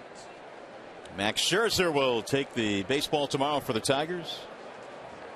Kevin Correa will oppose him. Wrapping up this series against the Pirates. Here's Harrison.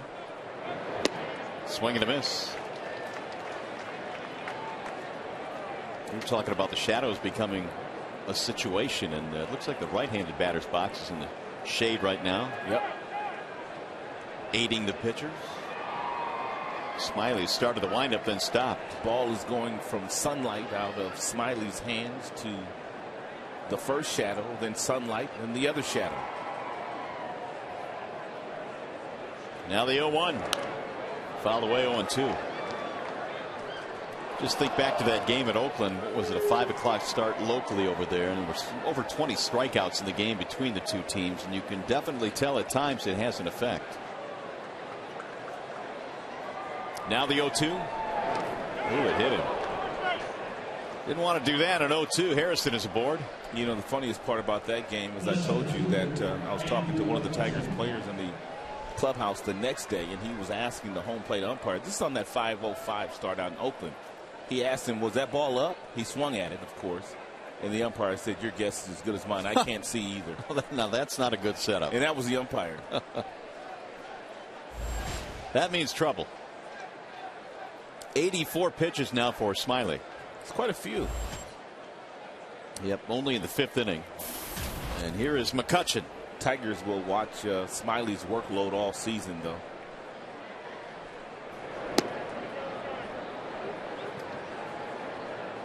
Leland was asked about that before the game today, and he kind of smiled and said, well, obviously we started watching in his last start when they pulled him after 69 pitches in Chicago.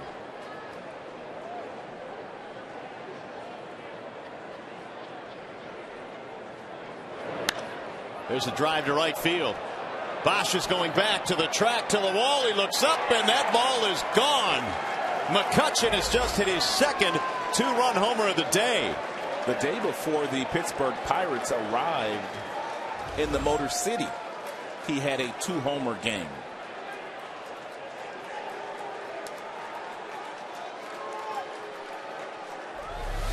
A lot of talent. Fastball up and drilled by McCutchen. That is now 15 runs that Smiley has given up this year, and 11 of the home runs.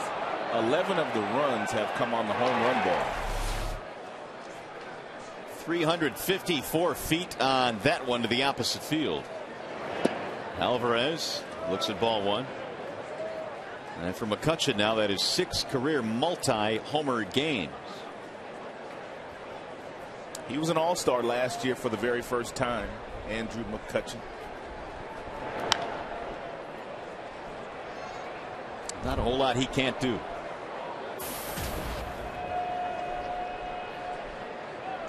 Four runs, 6 hits today for the Pirates. 2 runs, 5 hits for Detroit.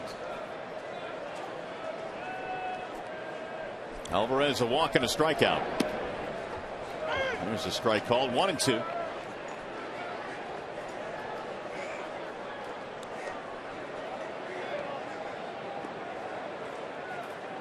There appears to be a little bit of stirring in the Detroit bullpen. Brian Villarreal warming up. Here's the 1-2. Swing and a miss. He strikes out Alvarez for the 2nd time today.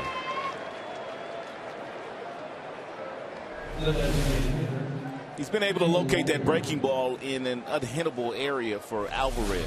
It's a ball obviously off the plate, but Alvarez can't lay off of it. Smiley has gotten up to 94 in this game and as low as 75 with a slow breaking ball or a changeup. 6 strikeouts now for Smiley. Neil Walker, the batter. 7 remains his career high. Did that 3 times. There's a soft floater to left, base hit. 2-out single for Neil Walker. That'll bring up Barajas. It's also bringing Jim Leland out of the dugout, and that's going to be it for Drew. Smiley will not survive the 5th inning here. And we have ourselves a Wallside Windows pitching change. And as Jim Leland goes to the bullpen, we will step aside. 92 pitches today for Smiley.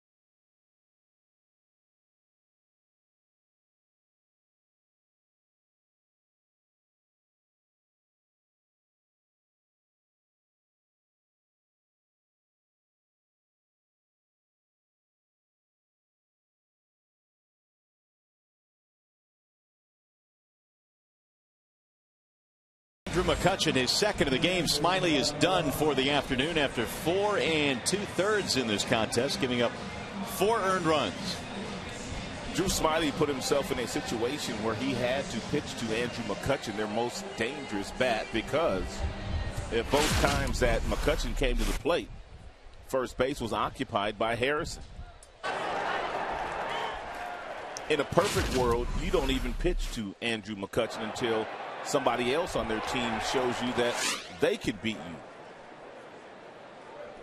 So McCutchen with 7 home runs on the season now. The Tigers dip to the bullpen. Brian Villarreal takes over.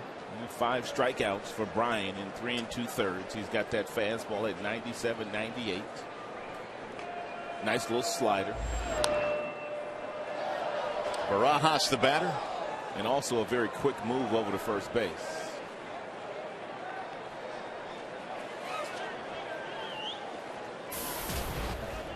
Villarreal pitched a couple of days ago, and his stuff, at least at times, looked dominant. They sure could use Villarreal to start to throw some strikes up here the same way that he throws those strikes down in Toledo. Would certainly help the bullpen. So would the return of Luis Marte, who is trying to come back from an injury, and he'll be pitching on Monday in Toledo. This is the same guy that they'd like to see show up when he gets up here. Very few walks, lots of strikeouts, batting average just a shade over 120.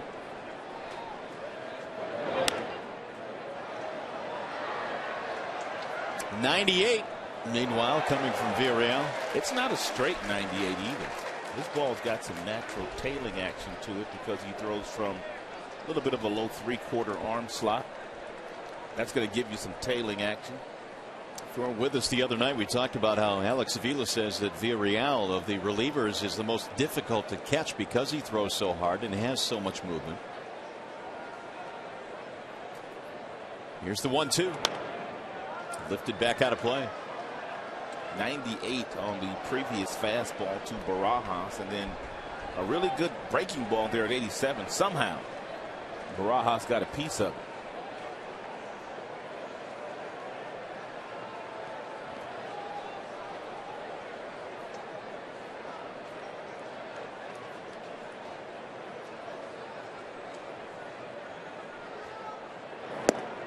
Wave and a miss, and Villarreal does his job coming out of the bullpen. 7 strikeouts for Tigers pitching today. However, Pittsburgh takes the lead.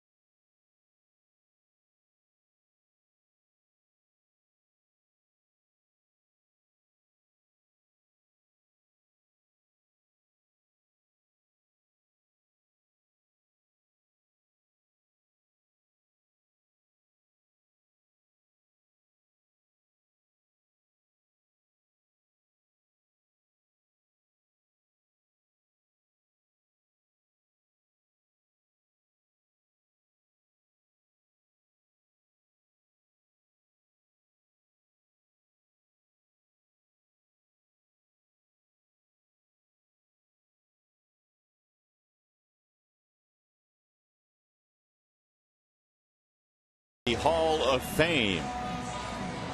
Maybe more than you think. There are 35 total members, 29 players, and 6 executives as well, for a total of 35.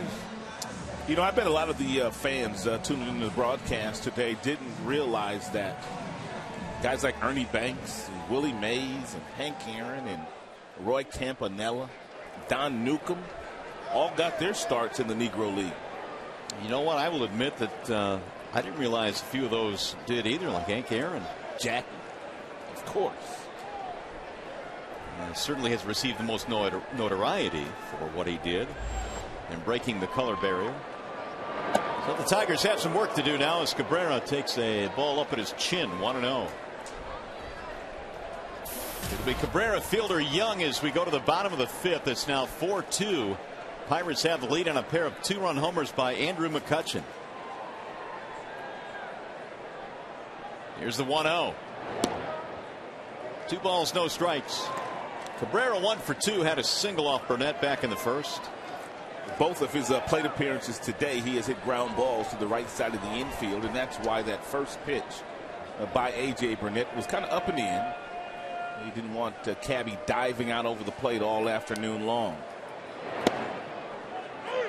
2-1.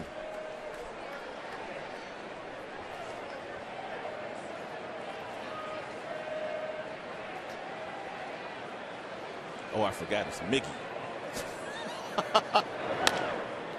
There's the ground ball left side. Alvarez cuts it off at third and throws him out. You've been using Cabby, but you've been under fire for using Cabby. I use Mickey every now and then. Yeah. He goes by both. Doesn't matter to him. We'll bring up Prince Fielder. Put the Tigers on the board with a 2-run shot in the third off Burnett. The average up over 300 again now for Prince. 302.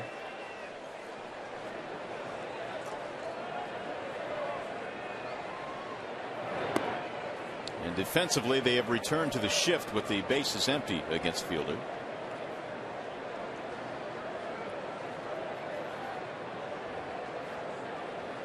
Nothing but wide open space to the left side of the infield.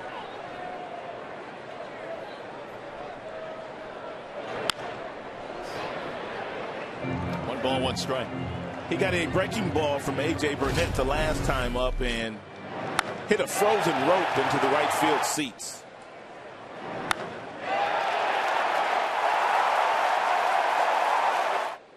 Seventh home run of the year.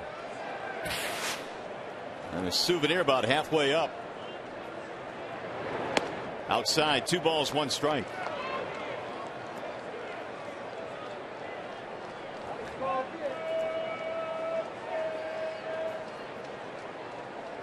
Fielder playing in his 221st consecutive game.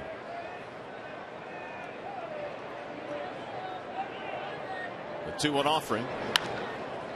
Right back up the middle. Harrison makes the play, and Fielder, as he always does every single time, runs hard down that first base line. And he is hightailing it no matter how hard the ball is hit. He plays the game the right way. Now this ball was hit right at the second baseman, and he would not jog at all.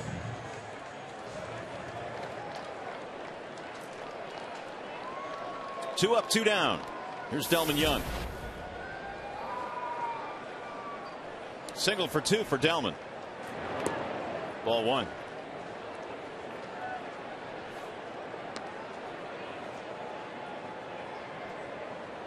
Tigers today have been out hit 7-5. Burnett has been able to weave in and out of trouble this afternoon, allowing just the 2 runs. He'll get back out of play. 1 ball, 1 strike.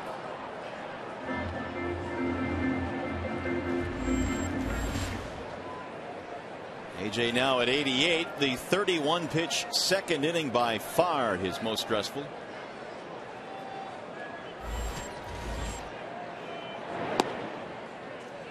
Low and away, 2-1. AJ last year in his third and final season with the Yankees made 32 starts, had 11 wins, but 11 defeats.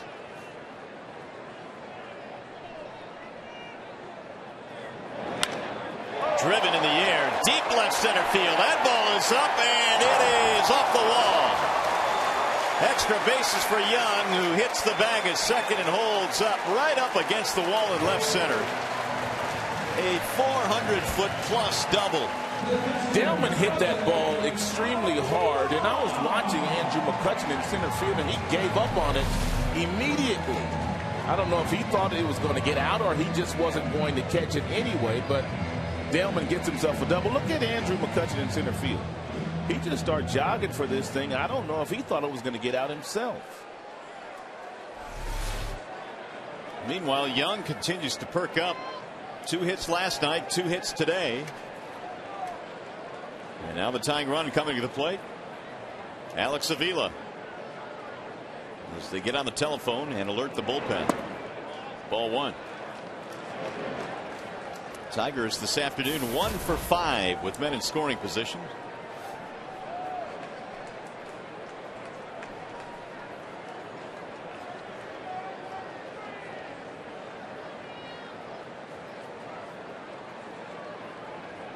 Avila, a couple of ground balls, 0 for 2.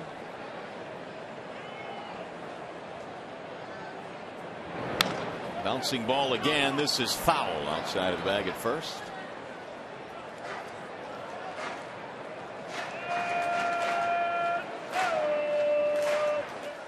The activity, Watson and Hughes warming up in the Pittsburgh bullpen. Tony Watson, the lefty. Jared Hughes, the righty.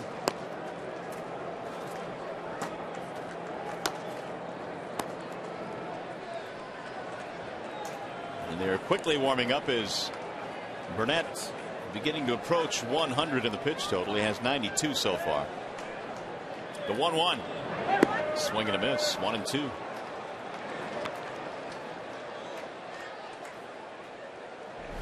This last one just fell right off the table.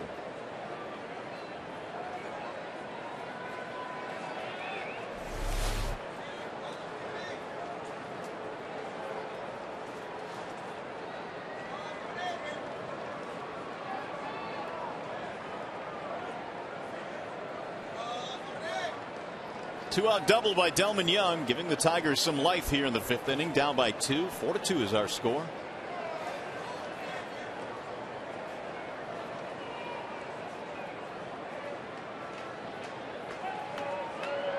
And the 1-2. Ground ball right side, straight at the second baseman Harrison. And Avila is out. So are the Tigers. They strand a man at second. Tigers baseball presented by Bell Tire.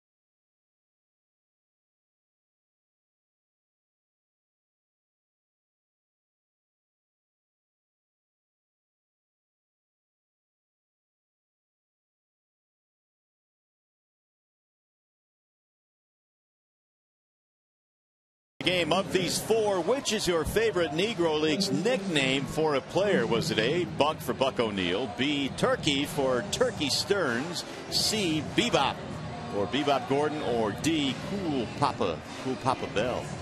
To enter your vote, text ACE followed by a space, then the letter answer to 37338.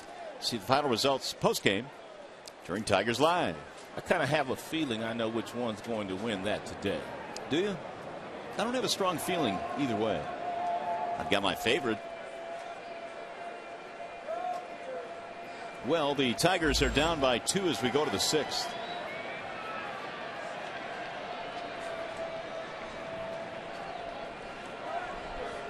Bottom 3 facing Brian Villarreal. McGee lines the first pitch to right field, and Bosch will run it down. 1 pitch, 1 out. Let's go to the studio now for a game break. We join Mickey York.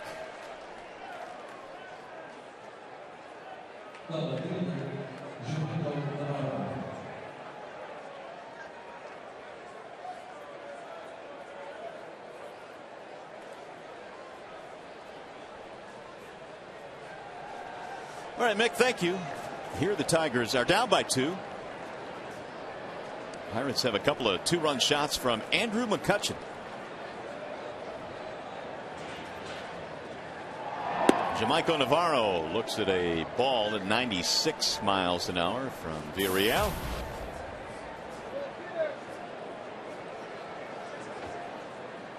We're 3 minutes into our voting now for the poll question. And who's leading? Cool Papa. He was your choice, wasn't he? He was. Yeah, Cool Papa Bell. He played for this Pittsburgh club back in 1935.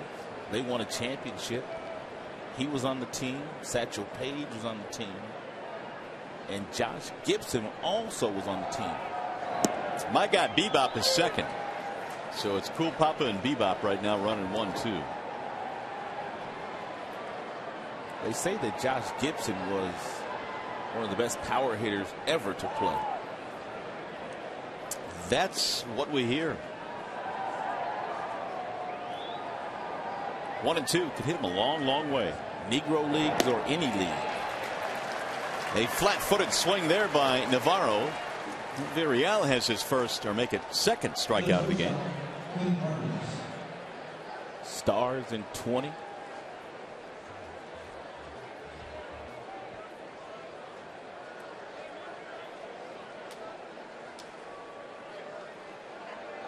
I guess they scribbled those signatures back in the day too. They never made him clear, did they? Tigers wearing the Stars uniforms. The Pittsburgh Crawfords the opponent today. Fastball to Barmes, missing inside. He's 0 for 2. Pop up. Fly ball. Villarreal has faced 3 batters out of the pen. He's retired all 3. Swing and a miss. 1-1. He's got electric stuff today. Villarreal. Fastball moving at 98 miles an hour. About a 15-mile-per-hour differential in between that fastball and a good slider down and away. Swing and a miss. Oh, here it is, hit it. I mean, this is stuff that you potentially see from closers. A guy that can miss some bats, 97, 98 with a good slider. Don't know if that'll be in Villarreal's future or starting will, or where he will finally land permanently if he does in the big leagues, but it's some really impressive stuff. Fly ball center field. Don Kelly cruising back. It's going to be a 1-2-3 inning for Brian Villarreal as we honor the Negro Leagues today in our Negro League game here at the ballpark.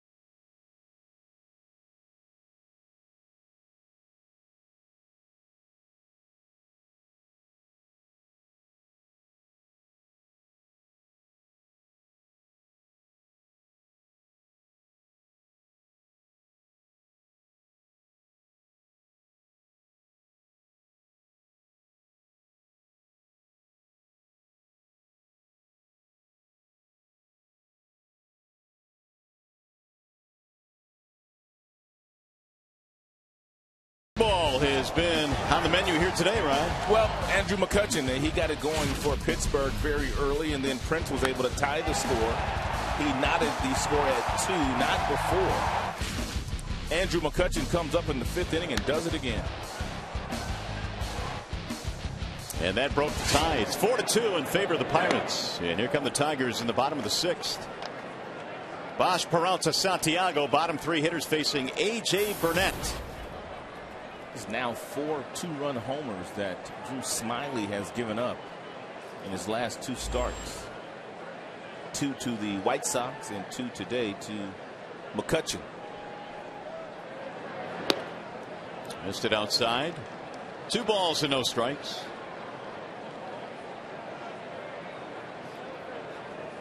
Bosch is 1 for 2, 12-game hitting streak.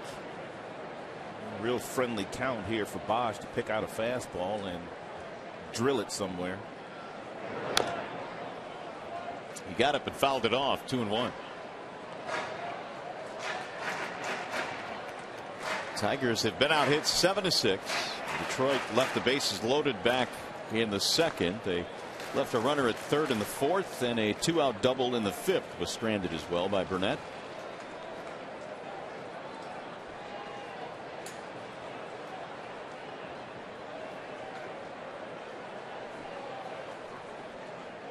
Here's the 2-1 pitch.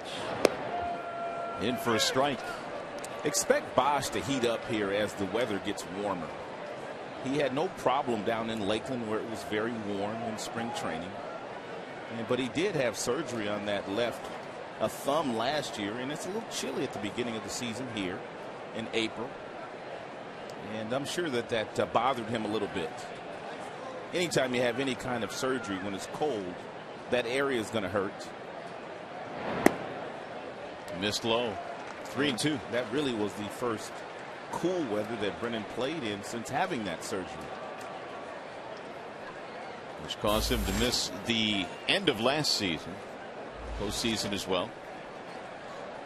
100th pitch coming up from A.J. Burnett. And here it is, a 3-2. He got him, strike 3. Bosch thought it was high. Not so, says Bill Miller. That may be about as high as you can go.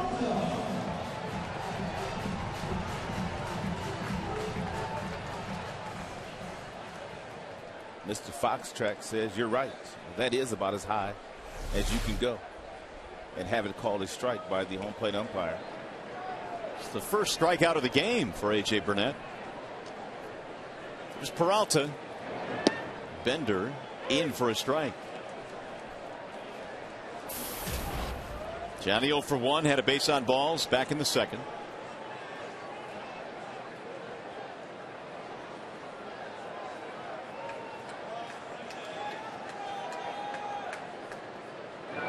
Another breaking ball rolled toward 3rd.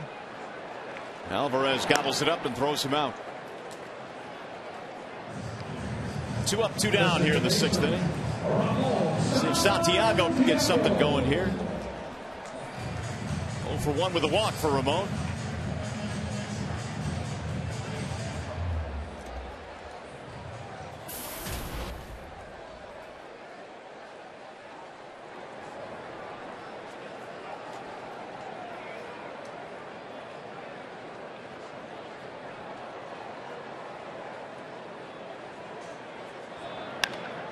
Drilled toward right center field. It'll get down. Base hit for Santiago, taking the turn aggressively, and he'll head back. 2-out single. That's a nice job in right field by Tabata. And Ramon did exactly as you are taught to do as a base runner. You go as hard as you can out of that batter's box, and you make the outfielders stop you. And that's exactly what Tabata did, able to circle this ball and was able to get it back into the infield with a real strong throw to second base.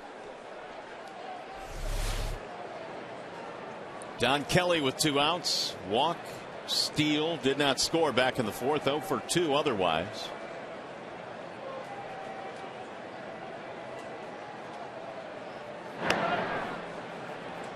Tabata plays left field in Pittsburgh. Pittsburgh has a huge left field, a lot like Yankee Stadium. So you put your better defender in the bigger field, and he plays a lot of left field at home. We'll get a chance to go back to the ballpark in Pittsburgh later in interleague play, PNC Park.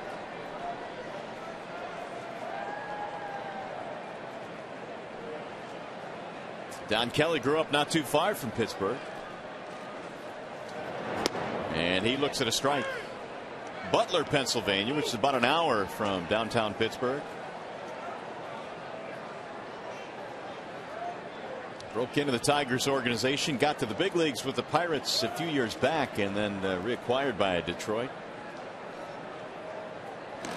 Quick throw, and they almost got him. Santiago sneaking back in. Nice quick move by Burnett.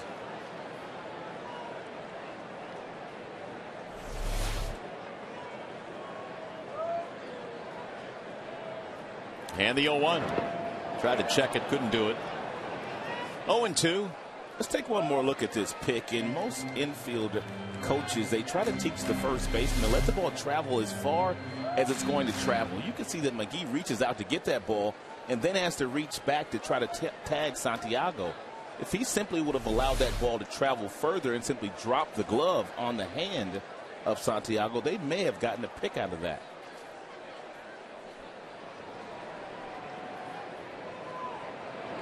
Didn't matter. Struck him out swinging. And Burnett with 6 strong innings, giving up just 2 runs. It's 4-2 Pirates.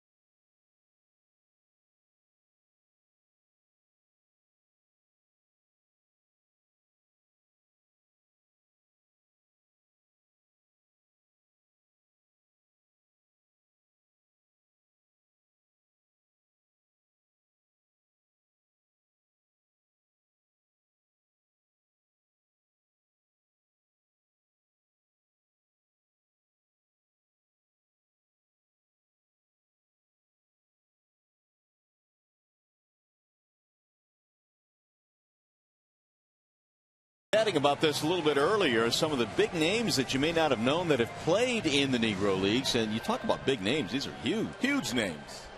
Some of the best players to ever play the game of baseball. Larry Doby, of course, he was the first American League player to integrate baseball just a few short weeks after Jackie did for the Brooklyn Dodgers. But Larry Doby doesn't get nearly the accolades that he deserves for what he was able to go through. No, not at all. Well, the Tigers are down by a pair as we go to the 7th.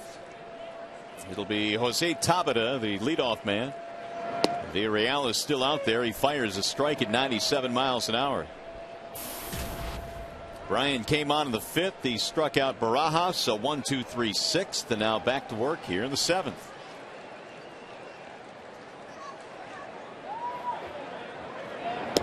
Last night the Tigers didn't need the bullpen. 98 on the black, outside at the knees. Unhittable.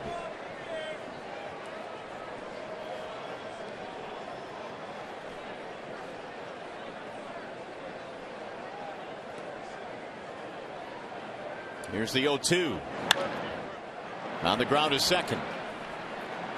Santiago throws out Tabata.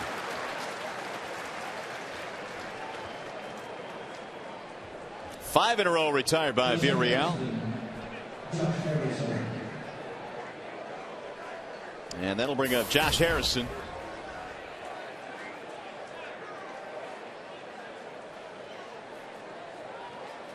It's been a good game for Harrison. Infield hit, walk, hit by a pitch, and he's come around each time on the home runs by McCutchen.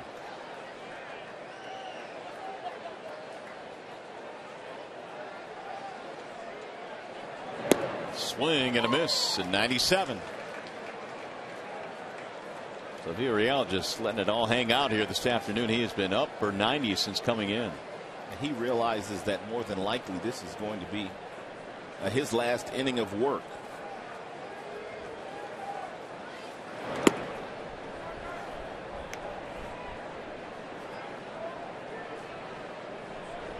Villarreal 8 relief appearances down at AAA.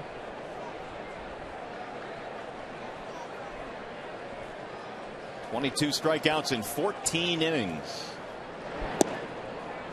That one missed. 2 balls, 1 strike on Josh Harrison.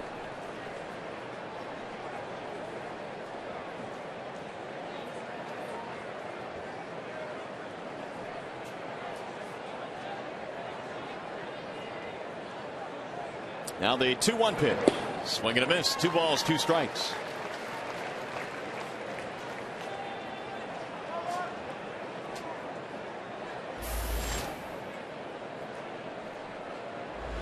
There's McCutchen lurking on deck.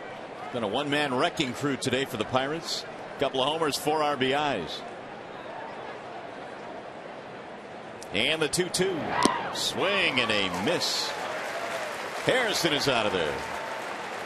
3 strikeouts for Villarreal.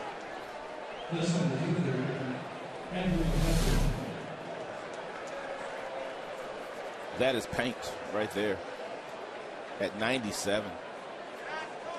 You don't usually see big leaguers take swings like that. It's not the norm up here. Now McCutchen batting .348. 7 home runs on the year with his 2 today. And he skies this one to center field, chasing Kelly back. Don still on the run to the edge of the warning track. And a 1-2-3 inning for Villarreal. Stretch time at the ballpark. Prince Fielder due up 3rd when we go to the bottom of the 7th.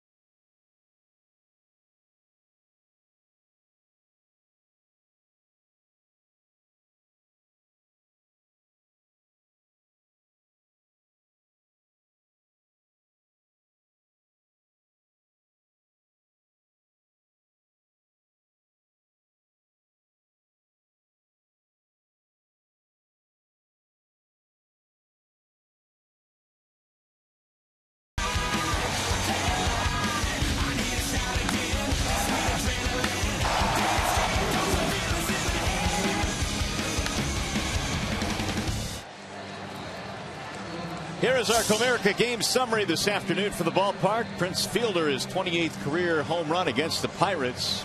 Andrew McCutchen, though, is stealing the show with a couple of 2-run shots. Drew Smyly today went 4 2/3. He struck out 6 through 92 pitches and gave up the 4 runs courtesy of the home runs by McCutchen.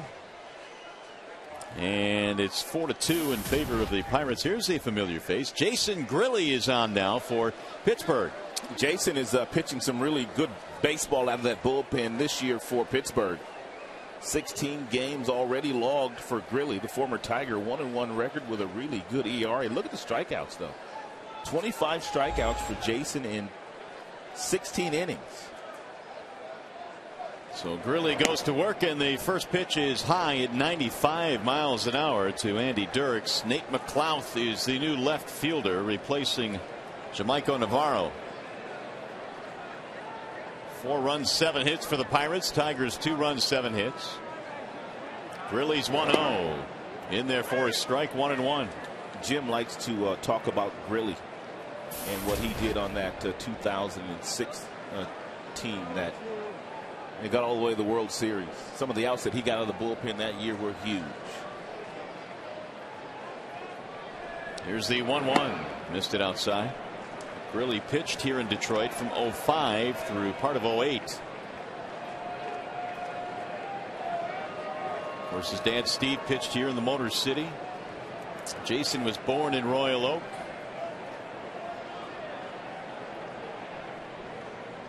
The 2-1 lifted back out of play. 2 balls, 2 strikes. So Grilli takes over for the starter A.J. Burnett, who will depart after 6 innings of work. A couple of runs, and didn't get his last 2 strikeouts, or his only 2 strikeouts, until his last inning of work. 2-2 on Dirks, and he missed inside. 3 balls, 2 strikes.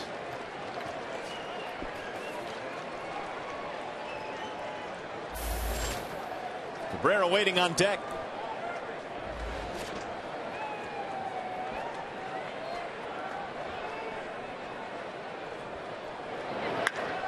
Slice to center field, and McCutchen comes over to make the play.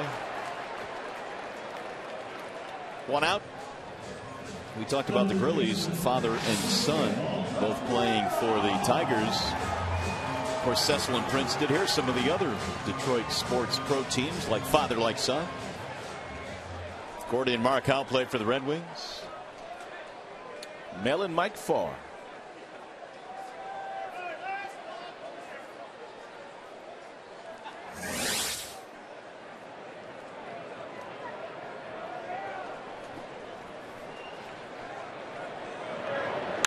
There's a drive to right field. That'll sink in for a base hit. Going the opposite way. Miguel Cabrera with his second hit.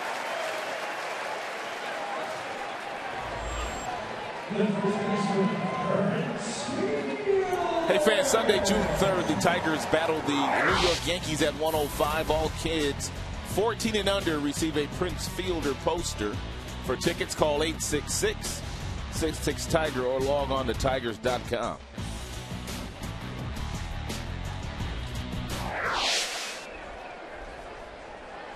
Clint Hurdle pacing a little bit now as the tying run comes to the plate, and his name is Prince Fielder. 2-run shot off Burnett back in the 3rd, and Prince now has 7 home runs. Fouled that one off. 0-1 on Fielder.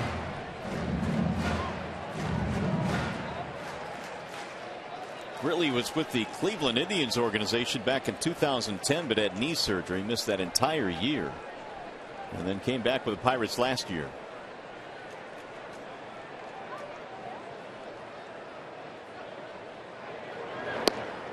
That's it for a strike. 0-2. And Grilli, since coming into the game, the majority of the pitches that he has thrown have been fastballs, and they've all been 95 or 96 miles an hour.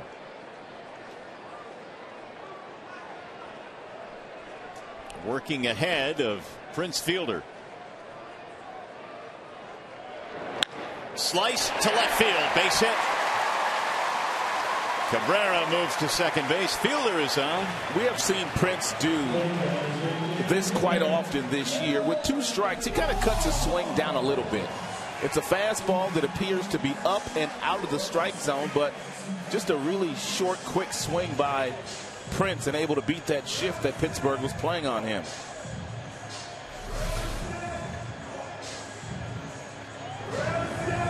So now the Tigers have the tying runs on. And Delman Young will step in. Delman, of course, homered in the ball game last night. Single double today. Meeting on the mound coming up.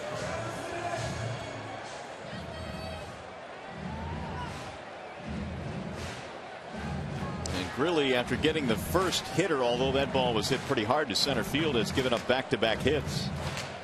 Jay Searage out to the mound, and Tony Watson is warming up, the left-hander.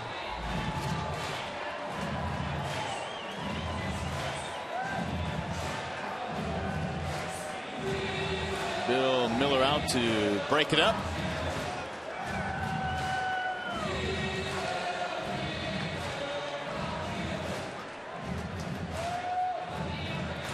Delman has had 2 at-bats against Grilli, 2 for 2 lifetime against him. Delman loves to ambush you on that first strike that you're throwing. And sometimes he'll try to do it even if it's not a strike.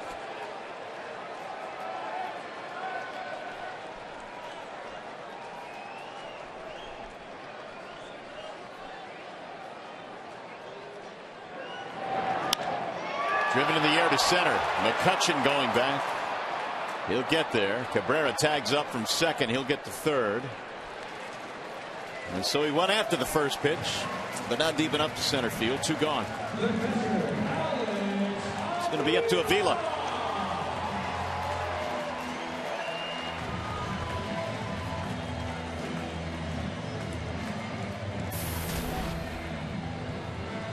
Oh for 3 for Alex. All 3 at bats resulting in a ground ball out.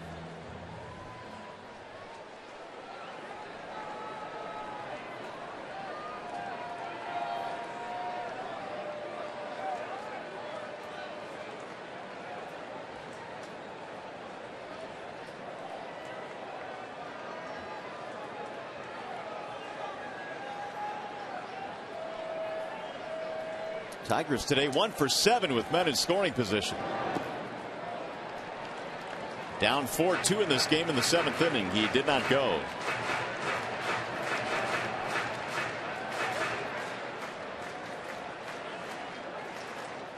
In fact, the Tigers have now out-hit the Pirates 9-7.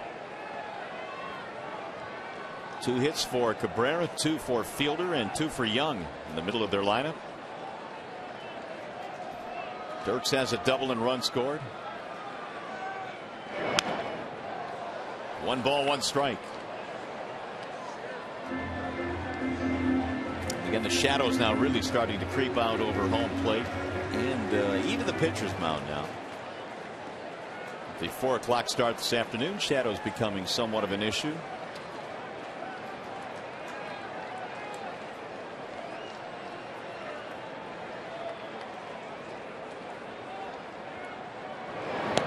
Way high. It gets away from the catch of Barajas. Scored a run. Off the glove of the catcher. That makes it 4-3.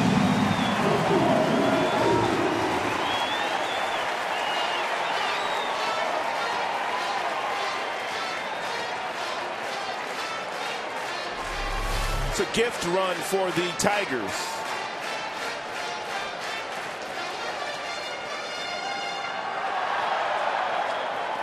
They have ruled it a passed ball. And the Tigers now to within 1.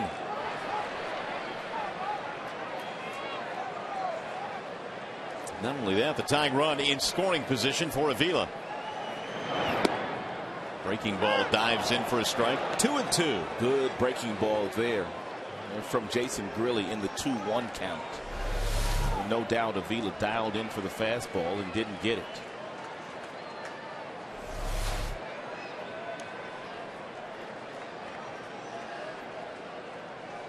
Fielder represents the tying run at second base. Swing and a miss, and down he goes. Avila is out, so are the Tigers. They get one closer, though. We go to the 8th.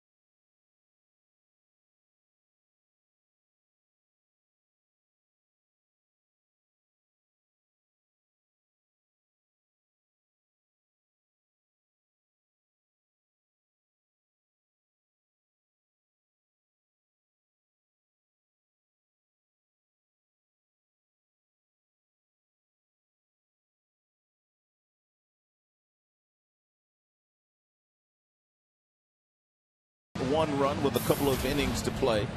And as soon as this game ends, our coverage will continue with Tigers Live. You'll always hear from the manager, Jim Leland, and the players. Plus, we'll break down the game, show you all the highlights. Tigers Live immediately after this game here on Fox Sports Detroit. Well, the Tigers back to within one run now. As we go to the 8th inning, we have a new pitcher for Detroit. It'll be Phil Koch, and what a large crowd here this afternoon, hoping for a Tiger comeback. Let's look at the numbers on Mr. Koch. Looks like Phil got his shoes from that same place that Andrew McCutchen got his from for this special game today. It's actually pretty sweet, don't you think? What are those guys? They call them spats. They look like spats. The white toe.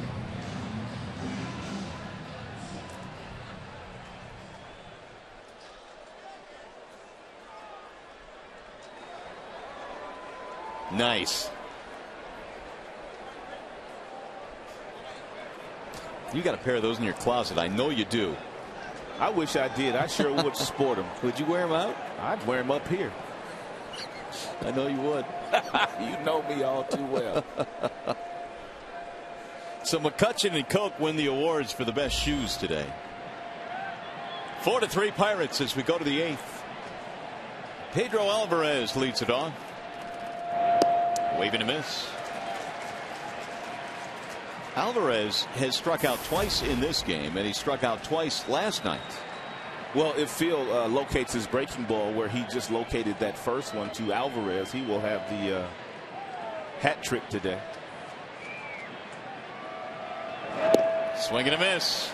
Just about there. 0-2.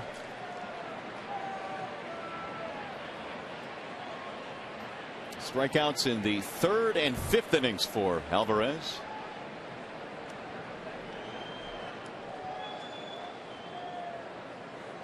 The 0-2. Hat trick. Got him looking. 3rd strikeout of the game. That didn't take long either. Phil starts on the first base side of the rubber, and he gives the hitters the illusion of the ball coming behind them. Real good look there. And then he breaks that breaking ball on the outside part of the plate, and most left-handed hitters think that ball is off the dish. But it's a really good pitch for Phil. I'd like to see him start to throw that breaking ball a little bit more to the right-handed batters. That's how good that pitch has been for him. Here's Neil Walker. He fouls it away. But he is pretty much fastball changeup to the righties. Well, the Tigers' pen has done some good work. Villarreal came on in the 5th, and they've now retired 8 straight as he hands the baseball over to Koch.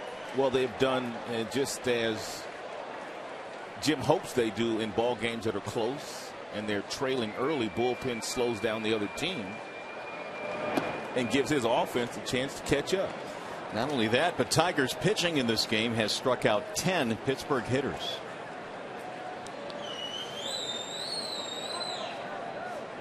Six for Smiley, 3 for Villarreal, and 1 for Koch. Now the 1-1. Walker looks at a strike on the outer edge. 1-2. There's a breaking ball there by Phil. Not sure exactly where Avila wanted it, but the ball did stay outside. Looked like Avila was set up inside. The ball just kind of stayed outside, but he still got the strike call from Bill Miller.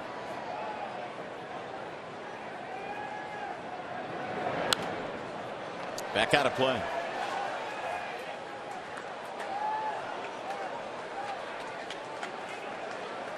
Single and 3 at bats for Neil Walker.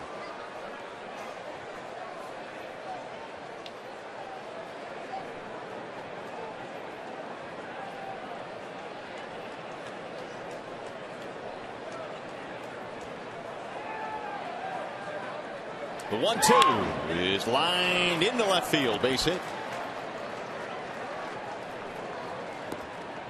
8 hits on the board now for the Pirates. And the second for Walker today. I told you that Phil pretty much fastball changeup to the right-handers, and that appeared to be a changeup there to Walker. You can see the circle change in his hand before it leaves. And it just stayed up a little higher than he wanted it.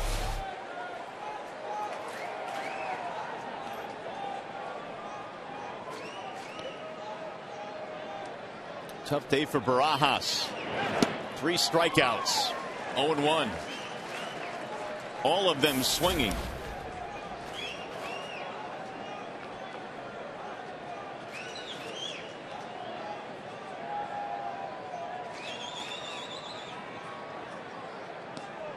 Koch will take that ground ball about right now, though. 0-2.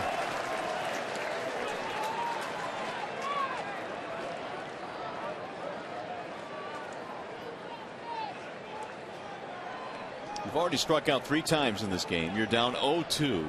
You are spread out and you are choking up and you are doing everything that you could possibly do, just trying to put the ball in play. Let's see if he's able to accomplish it. The 0-2. He does into right field, and it's going to drop. Base hit. How about that? Walker goes to third, and now the Pirates have him at the corners.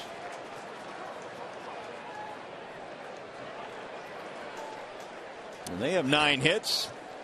He gave up a base hit to Walker on a changeup that stayed up, and he got a base hit into left center field. And this is a breaking ball that stays up, and Barajas able to fight it off to right field for a single.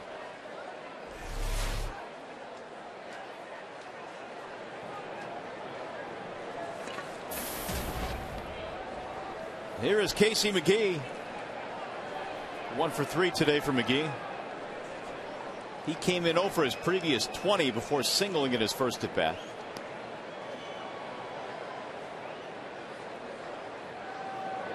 And a squeeze and a quick throw back down to third. Safe. Walker got back. Here comes Jim Leland arguing the call.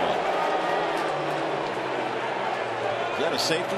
It had to be, because usually if it's a suicide squeeze, that base runner is a lot further down the line. He didn't break until it appeared that McGee was going to offer at the ball, and McGee didn't get it down. And as a catcher, you always taught to fire that ball back down toward the base, and he just did get his hand in there safely under the tag of Cabrera. C.B. Buckner is all over it. No balls, 1 strike. A very quick argument from Leland. He barely talked to him and then turned around. Swing and a miss.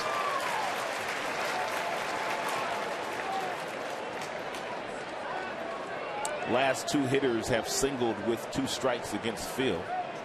And Phil will need to make a much better pitch here with 2 strikes. And if it's the breaking ball, Avila, you know if you call for it, you got to block it if it's in the dirt. Little tapper toward third, foul. Verlander was talking about just how well he and Avila worked in that game last night. Very seldom shaking Avila off. Avila called for the slider to Harrison, who broke up the no-hitter, and Verlander agreed that was the right pitch to throw.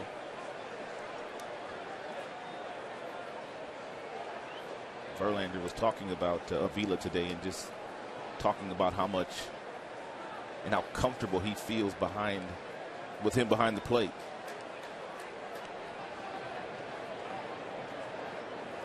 And again, the 0-2. Line foul. 4-9-0 for the Pirates, 3-9-0 for Detroit. The Tigers, however, have left 9 men on base in this game. That has been a factor. McGee is up there battling, trying to get that run back. The Tigers got in the 7th.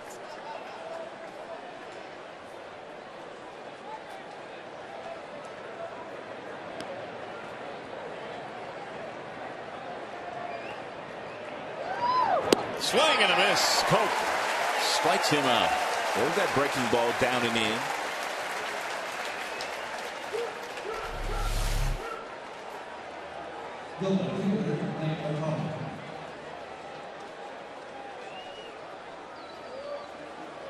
Can't locate it any better than that one. First at bat of the game for Nate McClouth. Came on as a defensive replacement.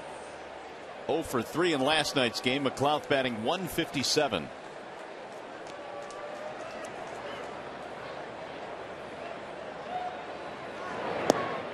The bender had him frozen. Strike one. And Nate McClouth, his second tour of duty with the Pittsburgh Pirates. Spent a couple of years with the Atlanta Braves in between. Went to Whitehall High School in the Muskegon area. The 0-1.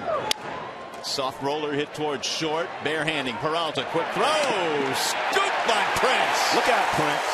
How many times has he done that this year? Outstanding play by Prince fielder on the backhand. The scoop. And it saves a run. Coming up at the bottom of the 8th. Bosch, Peralta, Santiago.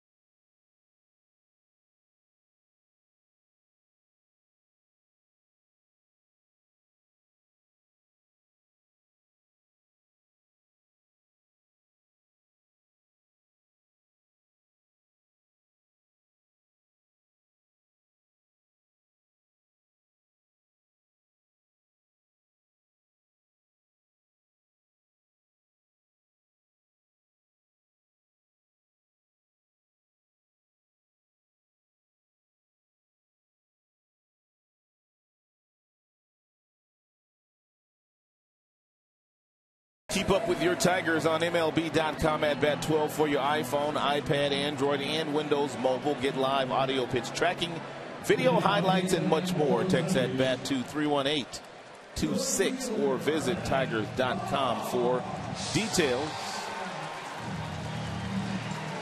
Look at Paws hanging out. Paws down there grooving. Yes, he is. Juan Cruz is the new pitcher now for Pittsburgh. Nice numbers this year for Cruz. Sub-1 ERA, 15 innings, 12 strikeouts, 7 walks, and has 6 holds. Juan has always had electric stuff. Not a big guy, but a hard thrower. Has closer experience as well. He is in charge of protecting a 1-run lead as we go to the bottom of the 8th inning here, and Brennan Bosch leads it off and looks at a strike. Bosch is 1 for 3, struck out his last time up.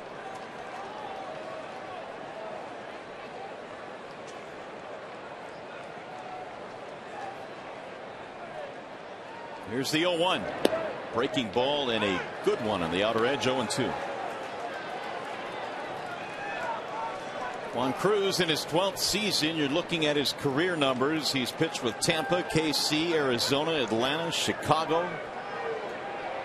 Well traveled. I forgot Oakland.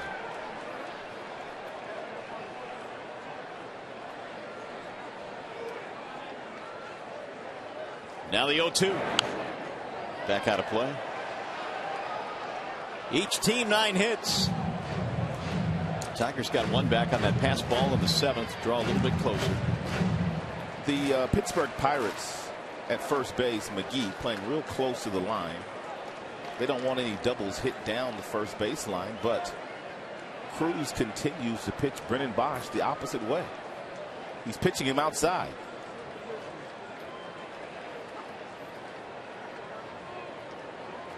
The 0-2. Soft liner to center, base hit. Second hit of the game for Bosch. Tying run is on. Going to bring up Johnny Peralta.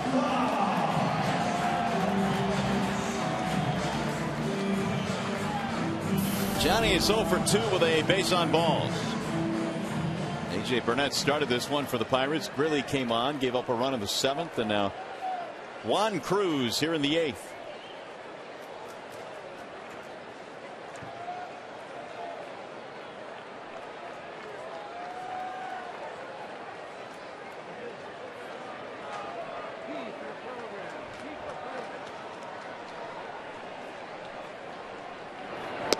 Peralta takes strike 1, 95 on the outer edge. He has seen Cruz a little bit, 2 for 6 against him. Tigers are trying to win back-to-back games for the first time since April 17th and 18th. A month ago. Doesn't really seem possible. It does not.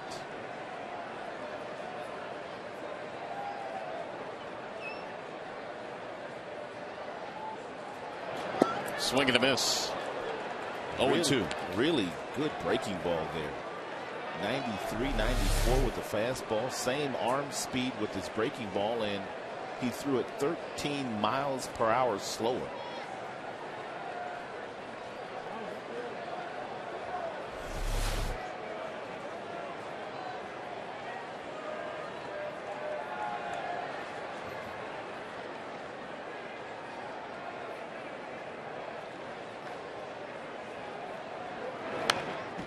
Johnny stays alive, spoiling a 95-mile-an-hour fastball again. Leadoff single by Bosch. We're in the 8th. Tigers got 2 runs back in the 3rd on the Prince Fielder home run off AJ Burnett. McCutchen has hit a pair of 2-run shots for the Pirates.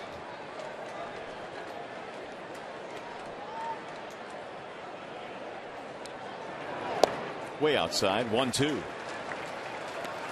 If you're Brennan Bosch over at first base, you're not going to steal, but anything that bounces in that dirt, you have to make sure you're in the proper position to advance 90 feet. Joaquin Benoit warming up for Detroit. The 1-2. Whistled foul, back out of play. Valverde still is not available for the Tigers. Neither is Jackson. They're hopeful that Valverde, who will throw a little bit tomorrow, and they'll see how he feels afterwards, will come back soon. But In the meantime, Benoit would be closing out games. Valverde's back, still a little crispy, huh? Still not quite there.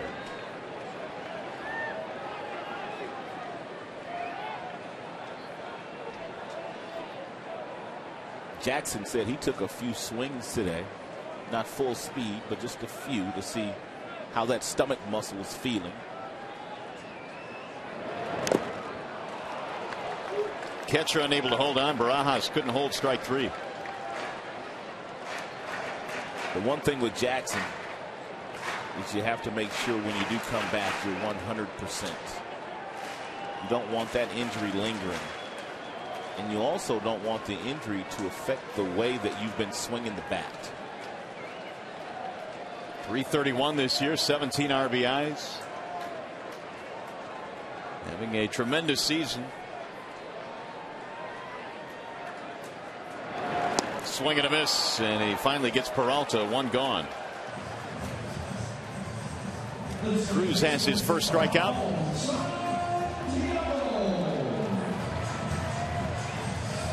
Here is Santiago. He's been on base twice today, single and a walk.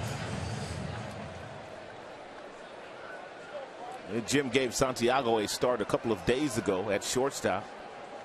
Jim admitted that he had not been giving Ramon as much playing time as he needs to get his bat going so he can contribute.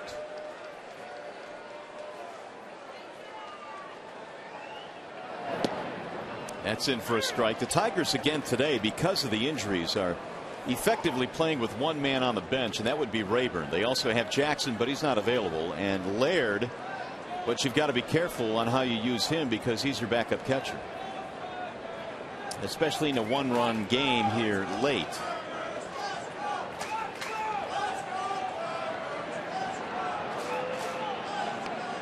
Jim ran into that a little bit last night. He was kind of rolling the dice when he brought in a defensive replacement for Bosch. Further shortening his bench. 0-1. If it was ever a night to where as a manager you could gamble, it would be on a night where your ace is throwing a no-hitter and going into the ninth. Absolutely. It didn't look like the Tigers would be batting in the bottom of the ninth or beyond.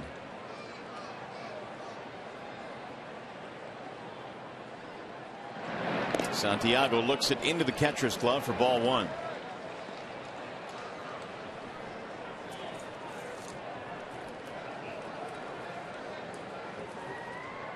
Don Kelly waiting on deck. Tigers down by a run.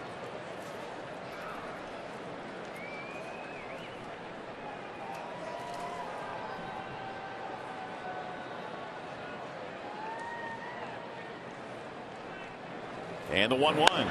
It is pulled right to the first baseman for a double play. Sometimes it's better to be lucky than good. And he was lucky. DP ends the inning. A shot off the bat of Ramon Santiago. McGee, one step, tags the bag, inning over.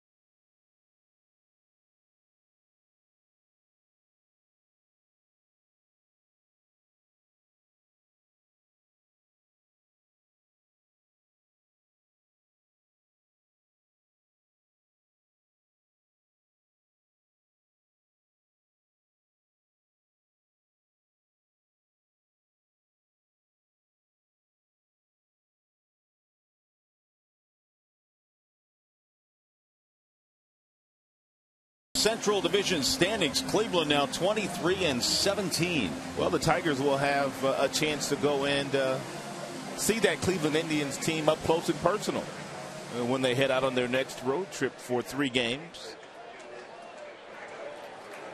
Progressive Field will be the site for that series. Joaquin Benoit is the new pitcher.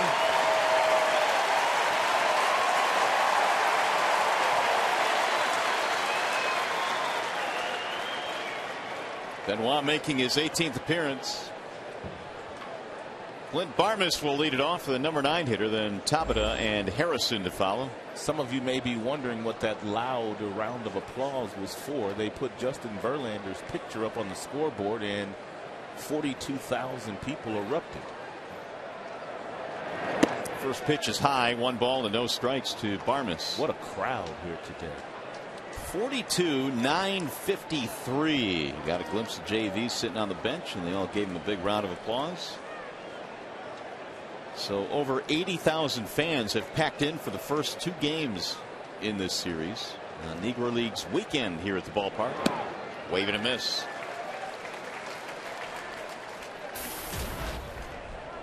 One and one on Barmes. He's 0 for 3.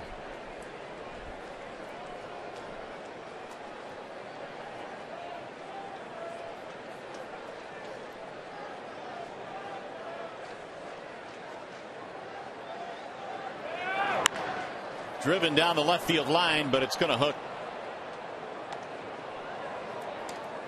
Joaquin Benoit has been racking up a lot of strikeouts this year, and the majority of his strikeouts have been coming either on his slider or his changeup. He has had a great changeup all year long. And the 1-2. Ground ball foul, third base side. Yeah, there was the changeup, but he kind of left that one in an area that allowed Barmes to get a piece of it. The 25 strikeouts, second among All-American League relievers here so far this year. 4-3, Pirates lead. We're in the 9th. Pittsburgh batting. And the 1-2 to Barmes. Swing and a miss. The strikeouts now for both sides starting to pile up. There's that lethal changeup as well. Benoit doesn't hold his changeup the way that a lot of the guys hold their changeups. He calls his more of a Vulcan changeup. Look at the grip. That's not a circle change. You can see the split between the index finger and the ring finger. It almost has split fingered action to it. Here's Jose Tabata.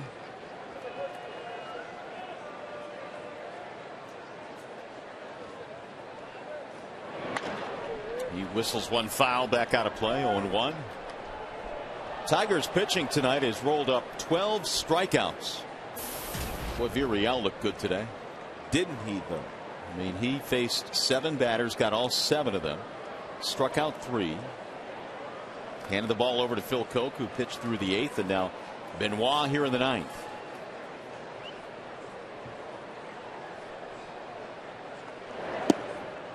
And when you see Villarreal pitch the way he did today, Rod, it really does make you excited to what he possibly could give you at this level. It gives you much more length in that bullpen. It's a lot like what Al Albuquerque was able to do last year, pitching in the 6th inning for the most of the year. Unbelievable. The 0-2. Ground ball to third, off to his left. Cabrera slings it over there for out number 2. And Villarreal has better stuff than Albuquerque. He may not have that swing and miss slider that Albuquerque has, but as far as the other stuff is concerned, every bit as good. So with 2 outs, that brings up Harrison. Tigers will have the top of the lineup coming up in the bottom of the 9th.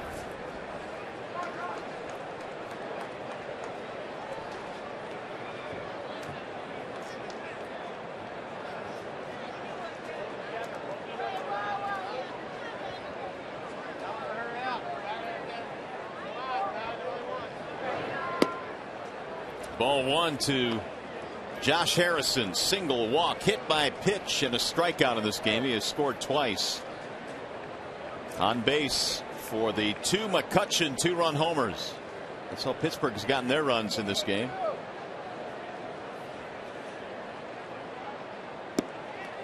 Out in front, 1 ball, 1 strike.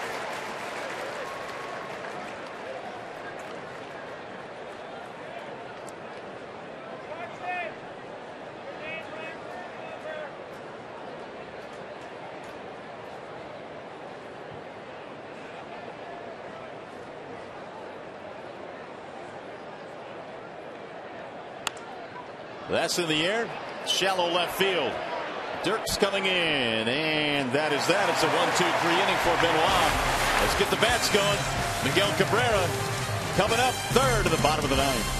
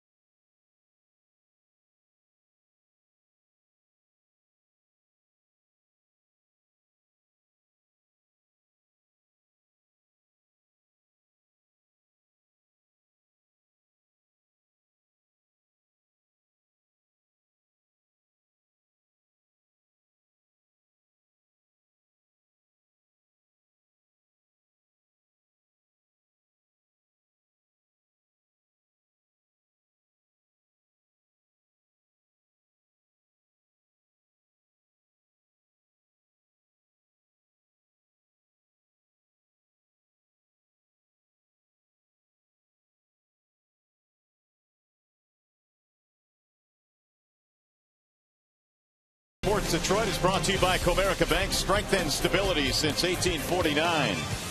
Your Metro Detroit Chevy dealers. Visit ChevyDetroit.com. See why Chevy drives the Motor City. And by Wallside Windows. For a free and home estimate, call 1-800-521-7800. Well, the Tigers are down by a run as we go to the bottom of the 9th inning. They've out-hit Pittsburgh today 10-9, but they will need to get the offense going. And they'll need to do it quickly here. And we've got a new pitcher in now to pitch the 9th inning for the Pirates. It'll be Joel Hanrahan. He is 8 of 9 in the saves department this year. He comes in with a 3.29 earned run average, over 1 strikeout per inning. But you can see the 10 base on balls every now and then. Hanrahan will get a little erratic on the mound. So Hanrahan will have to deal with the top of the lineup. Rally caps on. Don Kelly trying to lead it off here. He has a walk to his credit in this game. It takes strike 1.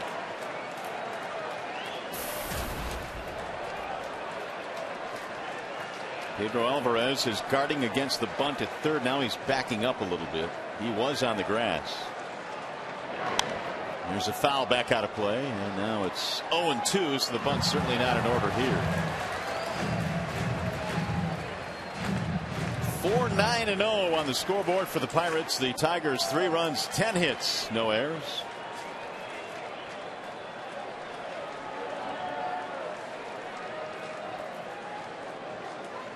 Here's the 0-2.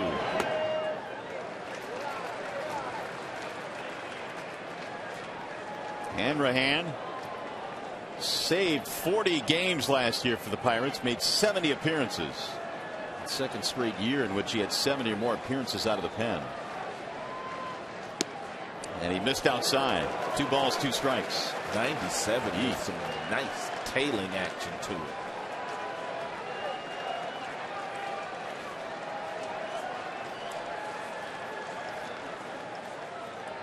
Here's the 2-2.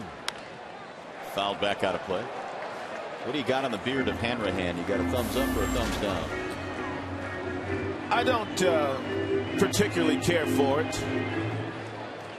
It's different. Looked like he used a curling iron on the song.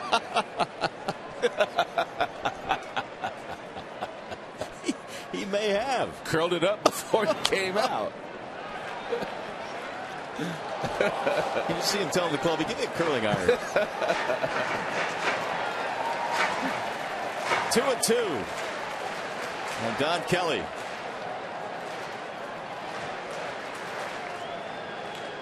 Hanrahan is out of Des Moines, Iowa. Popped him up. Left side of the infield. Alvarez at third, and Kelly is out, one gone.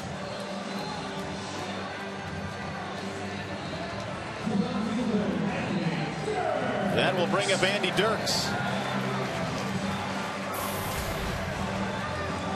Doubled, scored a run ahead of the Prince Fielder homer back in the third inning.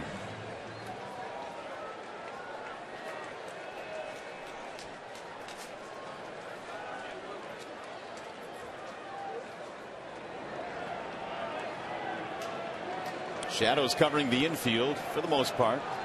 The outfield in the sunlight. Dirks takes ball one. Hanrahan was an all-star last year in the National League.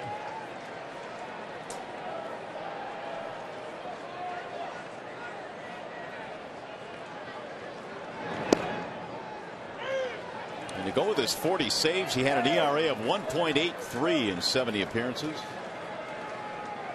And that year almost as good as Papa Grande's year last year. 49 right. of 49 was Jose.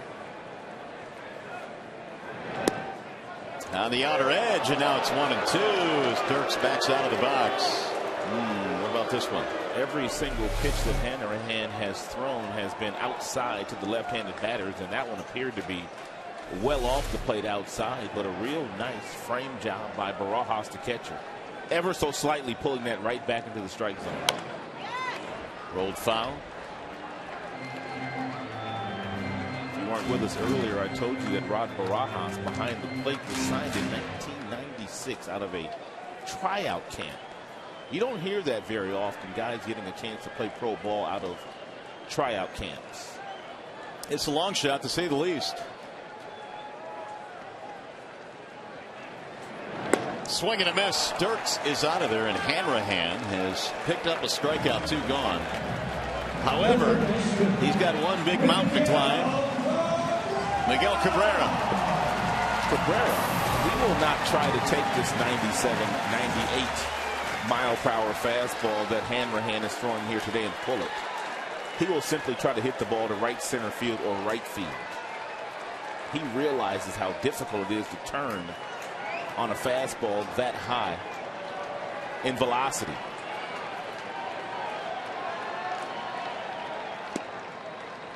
Missed it outside at 96, 1-0. 2 for 3 career against Hanrahan. There is hope. A couple of hits today for Miguel, 2 singles, a run scored. And to lift that one back out of play, 1 ball, 1 strike. We have said on many occasions that #1 starting pitchers and closers don't really bother Cabrera. He hits everybody.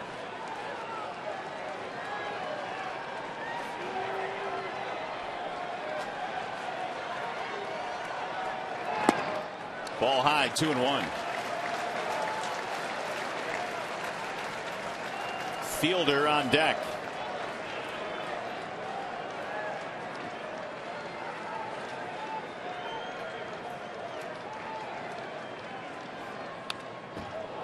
Make it 2-2 on Cabrera.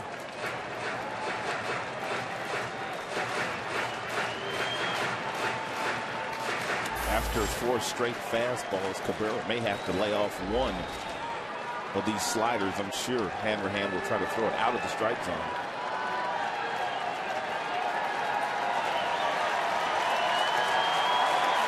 And the 2-2. Low. Well, he laid off it. And he'll get his fastball back now. 3-2. After 4 straight fastballs at 98 miles an hour. Most guys are swinging at that last pitch.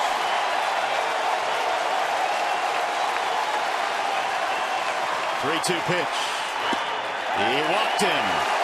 Tying run is on. Miguel on base for the 3rd time as Prince comes strolling in. Let's take a look at how Hanrahan went after Cabrera. Fastball, fastball, another fastball in the upper 90s. He laid off this breaking ball, and then he laid off ball 4.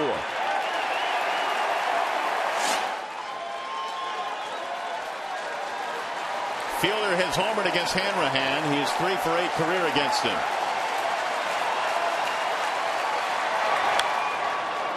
Fouled back out of play.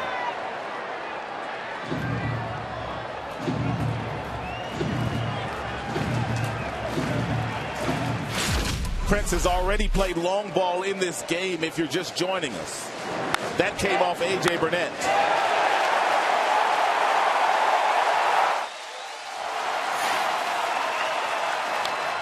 Another big swing, 0-2. 98 from Hanrahan. 2 out base on balls to Cabrera. Fielder is the winning run at home plate in a 4-3 ball game. Prince now is at 305 with his 2 hits today.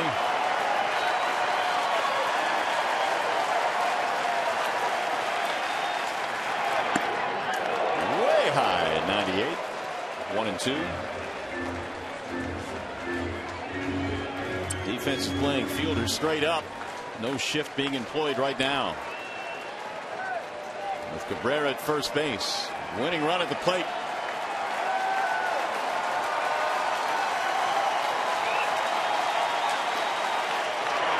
Swing and a miss. He struck him out. And Hanrahan nails this one down. What a pitch by Hanrahan.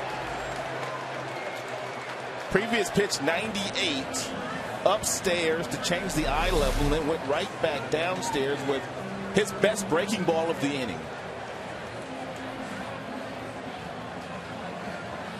Impressive indeed. So the Tigers fall in game 2 here this afternoon.